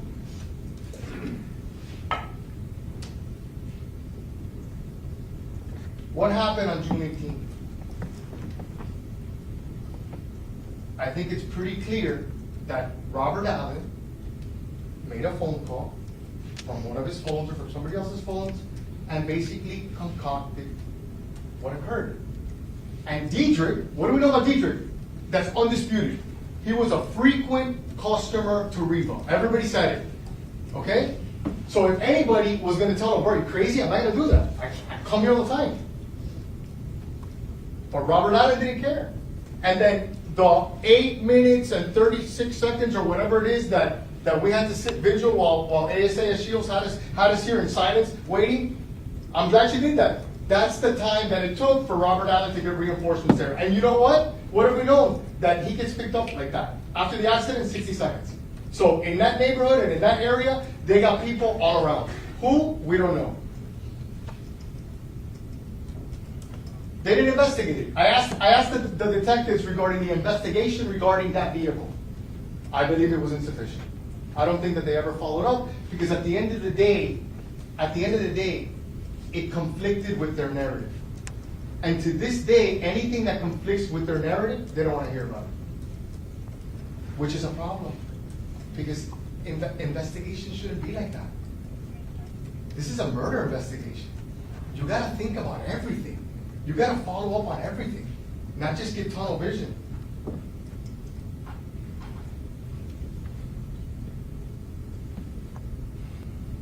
So when you look at that video, look at it. And you're going to see that it doesn't show what they're telling you.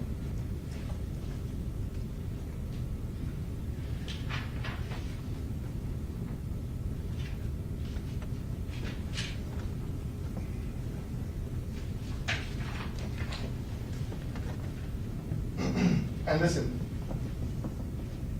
regarding Diedrich, what you've heard from Tenel and what you've heard from Detective Curcio is insufficient. It really is to convict. All the other evidence that is involved in him playing with money and all that other stuff, it's still insufficient.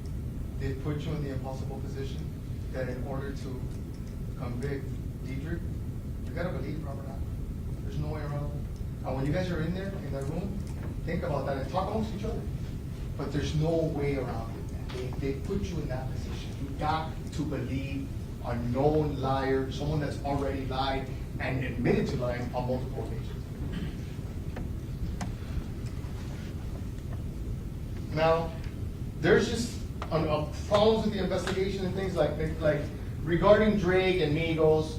You know what? We didn't drag Drake and Migos into this. We didn't. Okay? And that's clear because on her redirect of Curcio, she asked him, Were you able to verify whether or not Drake was even in South Florida in June 18th of 2018? Yeah, we verified it. And then when I cross-examined him about it, oh yeah, no, my partner, Detective Foster, yeah, he checked. But he checked in 2018? Yeah, back when it happened. Okay, he checked in 2018? And how do you do that? Oh, he checked social media. Really? This is a murder case. This is a murder case where they've already, both Foster and him have said, no, they don't have anything to do with it. They have nothing to do with it. So if they don't have anything to do with it, why are you checking the location of someone at the time of a murder? You're either a person of interest or a suspect. And that happened 5 years before I put him on my witness list. That has nothing to do with me. Part of this case from its inception. And it really baffles me, and it's really scary that BSO, once they take the step of saying, okay, we want to know where you were, anybody, in a murder investigation, okay, that means they want to know where you are. I think at that point, once the inquiry is official, I want to know where you were. It is insufficient to just say that your partner peeked Instagram or checked his Facebook. Oh, he didn't check in, he wasn't here. What is that? This is a murder investigation. You know what I mean? Like, if you care, either you care where he is or you don't care where he is. If you care where he is, checking social media is insufficient. And apparently, that's all they ever did. That's all they ever did.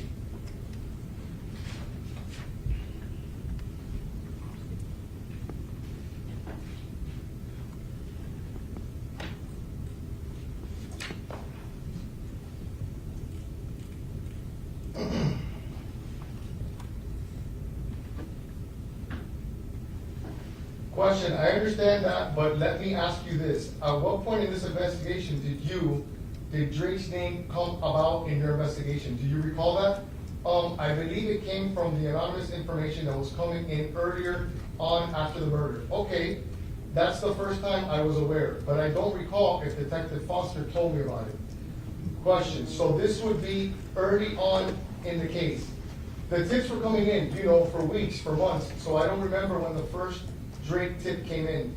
So sitting here today, you can't recall when the first time you heard his name in this investigation? No. Now, would your report reflect that? If I dealt with when I first learned it, but I don't recall when I first learned it, so it's not in my report. Do you know if sitting here today, years later, if Drake's name is anywhere in your report? No, it's not.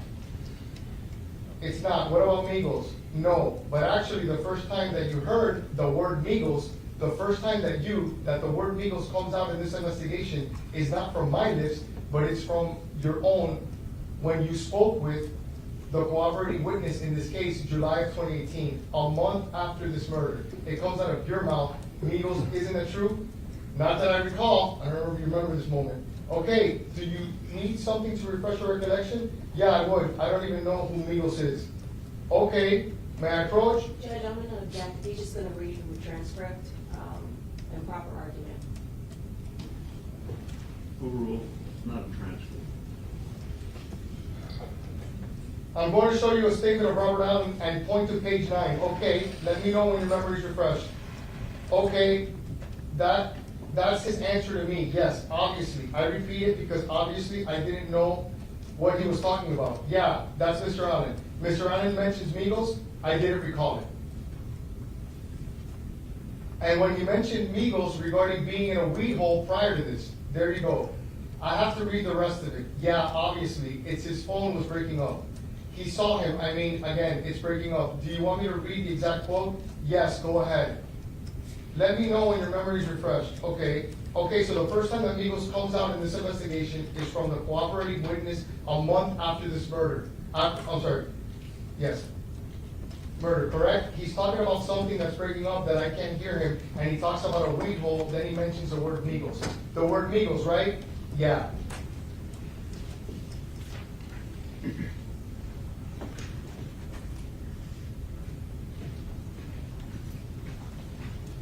So there you go. Because we've gotten a lot of heat, like if we're including people and celebrities, and people think that, no. The person that, Mr. Onfroy was an international rap or entertainer star. and people involved in this happen to be the same thing. It's not hard to understand that. And when you read something like that, I wanted to read it to make it clear that they've been part of this case from the beginning. The first conversation that Robert Allen has with Detective Curcio, that first one, he says the word Migos. Okay? Then he says, oh yeah, I saw some video of like an assault or attack. I think it happened in Miami, but what? So, okay, hold on a minute. The cooperating co-defendant told you the first time that you talked to him the word Migos. Then later on, you saw a video of a possible assault that you think happened in Miami, and that you let it go? Because at the end of the day, he was killed by masked men. So the investigation's open. How is it that you don't follow up? Because then I asked him, and then the next time that you heard the word Migos was here today? Yeah. So how is that acceptable? It's not. It's really, really bad. It's bad investigation, okay? And it puts a prosecutor in a bad position to try and prove a case that's already from its inception faulty because of that type of investigation. That should have been followed up, but it wasn't. And there's no celebrity exclusion to murder investigations. I'm sorry. Whether you're famous or not doesn't matter. Okay, your name comes up, let's follow up. You care where he is? Find his agent, get his phone number, call him up and ask him. Do your job. No, I looked at social media. No, unacceptable. And you shouldn't be put in the position to have to accept that as jurors.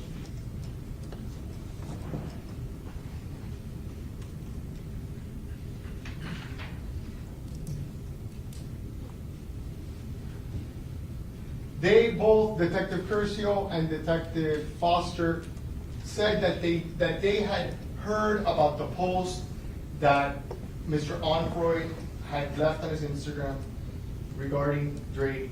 They also said that they knew that after that there was a hack, that he said he had been hacked. But then I asked them both, did you see the post? No. No? You know that a post exists where a decedent is predicting who killed them. You're saying that you know it. Whether or not you think it got hacked or not, as a detective, you're not gonna look at it? That's unacceptable. That's tunnel vision, that's unacceptable, and that puts you guys as jurors in a very difficult position.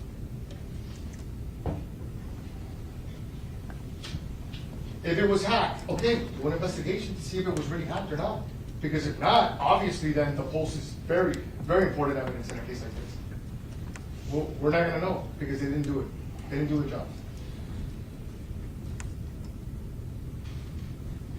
They really owe an obligation to fully investigate things like this.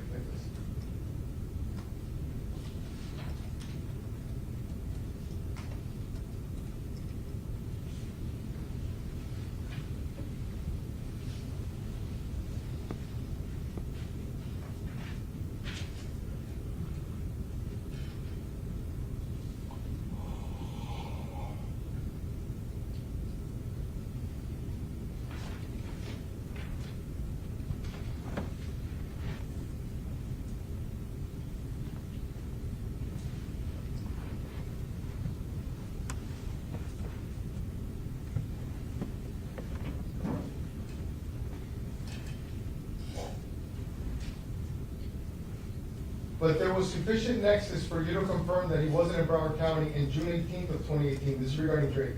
I believe Walt Foster actually confirmed that. Oh, so it wasn't you? I was part of the team. I'm sorry, it was part of the team. So please explain to this jury when and how you confirmed that Drake wasn't in South Florida June 18th of 2018. I think they determined on social media where he was, but I didn't do it, so you'd have to ask Detective Foster. And then I said, I understand, you made the statement that you were able to confirm that Drake was not in South Florida in June 18th of 2018. Are you telling this jury that the confirmation was simply somebody in VSO looking at Instagram and Facebook? That's the way I recall it. And I'm telling you, as jurors, that's unacceptable. Come on. Look what we're doing here. It's unacceptable. But again, it wasn't consistent with what they wanted. Tunnel vision, and we're not going to look anywhere else. No, these guys, that's it. Boom, blinders. Blinders are for racehorses, not for detectives.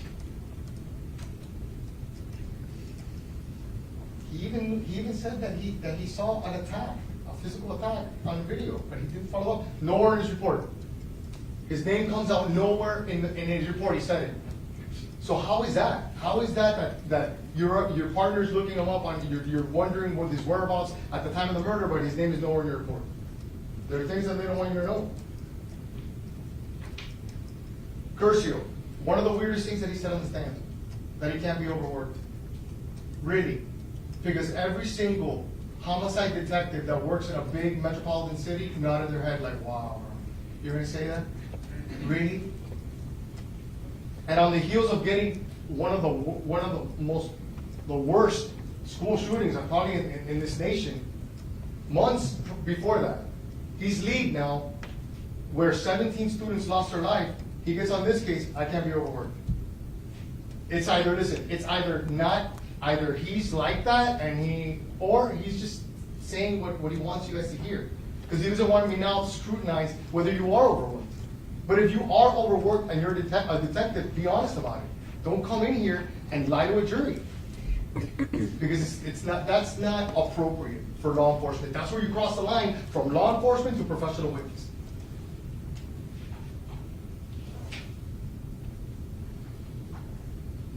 He also has an issue of like believing, he believes Robert Allen. When I asked him, oh yeah, he's always consistent. Whenever the guy's a known professed liar. Regarding Keith Grady, is it? The guy from Regal? Yeah, no, he checks out. Basically is what he told you on the stand. Yeah, we talked to him, he checks out. Really, because the guy had a full conversation with Diedrich, and then the state put into evidence where they didn't even, he was unable to identify Diedrich. So is he being honest or not? Because Detective Curcio made it sound like the guy's on the up and up. So that's something for you guys to think about and look at. Is he just rubber stamping things just because it may interfere with his goal?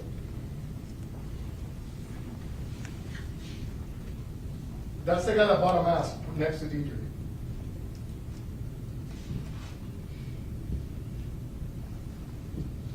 And I think the guy that sold him the mask said later on the stand that guy was buying motorcycle equipment, but then Detective Foster said no, that he bought a mask. Again, a state witness contradicting another state witness. That's an issue for you guys.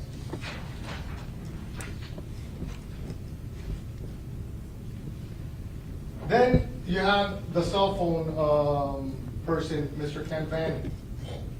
Look, they put a lot of evidence in front of you guys in a murder case. A lot of cell phone evidence, a lot of locations, and he wants to testify that it's consistent with that. The cell phones are moving in the same direction. You know what would have been helpful for you guys? An expert witness. They could have done that. They could have made it easier for you. I had expert testimony regarding the cell phones, the trajectory, everything that an expert witness can bring to this case. They didn't do it. That's a mistake. And that's adding extra pressure for you guys, because he's not an expert. He didn't testify as an expert. So all the cell phone evidence that they're making, that they're alleging is crucial in this case, it could have been provided to you in a much clearer way by an expert, and it wasn't. And that's a mistake. Another thing, Foster went up there and said, yeah, when they arrested the person that they believe is the shooter, Mr. Boatwright, that he had two phones. One of them was processed, and the other one, nah. We didn't do it. You didn't do it? After we've sat here for weeks going through cell phone evidence, after cell phone evidence, after cell phone evidence, the person that you think is the shooter in the case has two phones, and you decide not to search the other one? Why? That's unacceptable again.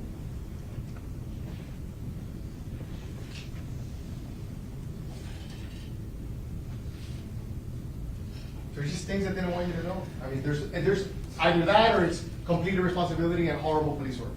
Either it's on purpose or it's negligent. Either way, it affects your findings as yours, because that's unacceptable. They also want you to put a lot of emphasis on a cell phone. So do you guys think I have my cell phone on me? Maybe, maybe not. I'm at trial. Maybe I don't want to be bothered. Would you believe it beyond a reasonable doubt? It's a tough position to put you in as jurors. It's a cell phone. I can have it on me or not.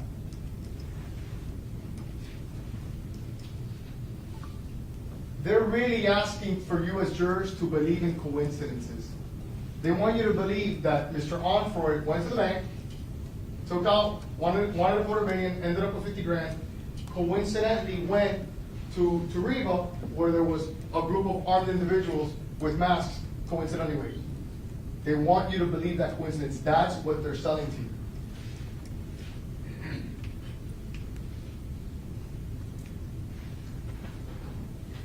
And the way that they've been selling this to you for a long time has been through, and I mentioned this in my opening, how Detective Curcio, because he said that he didn't know that Mr. Onfroy was famous, but eventually he figured it out, right? And when that happened, trust me, there's pressure. That's an international entertainer that's killed in Broward County, and the whole world is looking for answers, and they're looking for arrest. Make no mistakes about it. You can use your common sense about that. And I talked to you about how he wrapped up his solution nice and tight with a bow, and he took it to his supervisors. And just like Mrs. Shields brought her little Russian doll, I too like props, so I made this.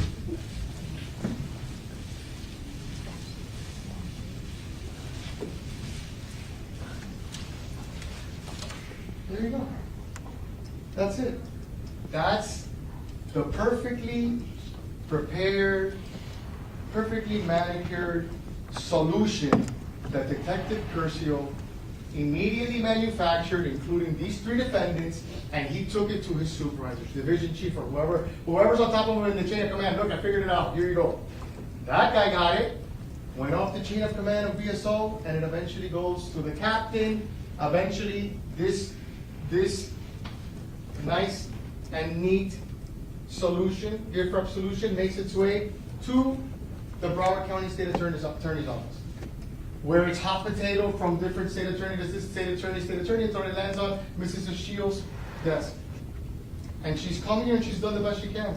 And she's extremely talented. You guys know that. There's no mistake in that. But in the end, she wants you to accept something like if it's perfect when it's not. She wants you to believe that their case looks like that their case is perfect, that their case has no faults. But when you realize and you think about everything that I told you, the lack of the investigation, the refusal to follow up on important leads, the insistence on anchoring your case to a known perjurer that stood up there and lied, all of that, basically a trial, the way I look at it is every time that this perfectly made little wrap box solution rubs up against the truth by way of cross-examination, by way of witnesses that took the stand, whether you believe them credible or not. If you don't believe, it starts to rub up against the truth. And little by little, this perfect solution, wrap solution, interferes. And as an attorney, I feel like sometimes, like my job is like pet detective when he's kicking the box down the hallway in the beginning. That's sometimes the way that I feel that I have to do when they bring to a jury these solutions, these premature solutions that are fictitious and that involve perjured testimony and that involve all the things that you've seen and all the things that we've talked about. And in the end, she wants you to believe that her case looks like that. But her case doesn't look like that. Her case looks like that.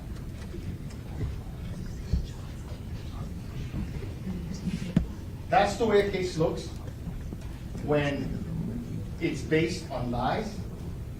That's the way a case looks when it's based on perjured testimony. That's the way a case looks when detectives fail to follow up on leads. That's the way a case looks when they fail to process a phone of a suspected shooter. When they fail to track down the car that rolled up while the Dodge Journey was waiting, when they ignored that. When they allege that Dietrich took an Uber, but they don't back it up with any evidence, they don't figure it out. You don't think that they could have figured that out? Or maybe they couldn't figure it out because it took Robert Allen 5 years or 4 years to come up with that story. When they say over and over that Robert Allen doesn't have a deal, and you hear her say it from her own mouth, that's what happens.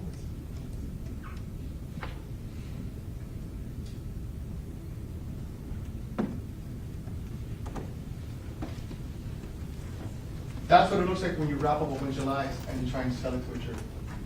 And when you guys go back in there, listen, I know that it's not an easy thing to be put in your position, but they put you in that position. And I want you to understand that there's no way that you can convict Dedrick Williams without believing Robert Allen. And if you believe that to be true, and I'm talking to all of you, and I'm talking to each of you, if you believe that you cannot convict Dedrick Williams if you don't believe Robert Allen, and I'm asking you to hold true to that, because it's the just thing.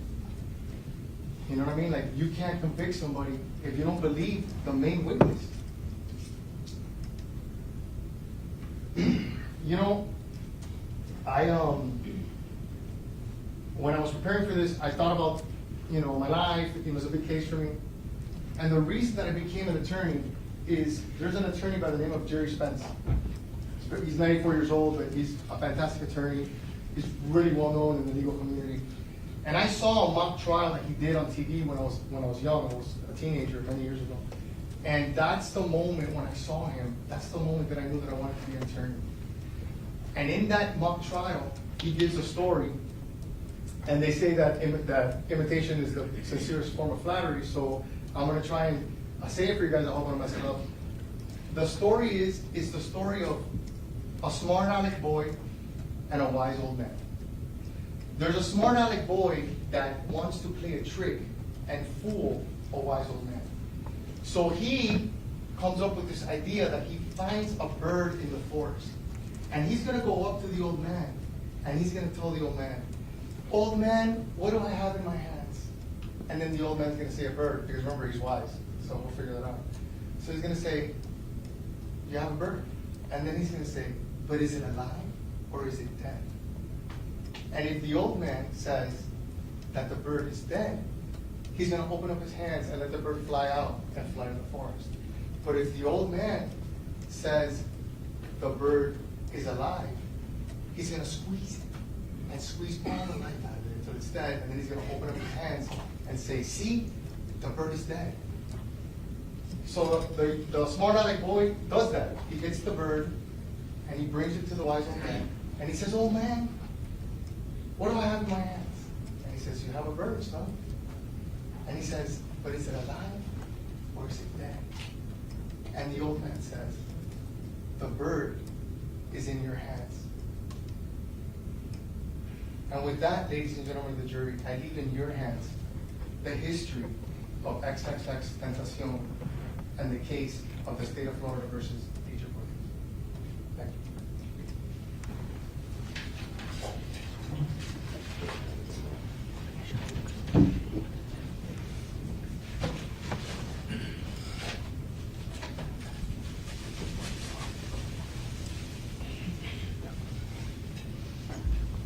All right, ladies and gentlemen, it's just about 4:30, and counsel for Mr. Bori is next.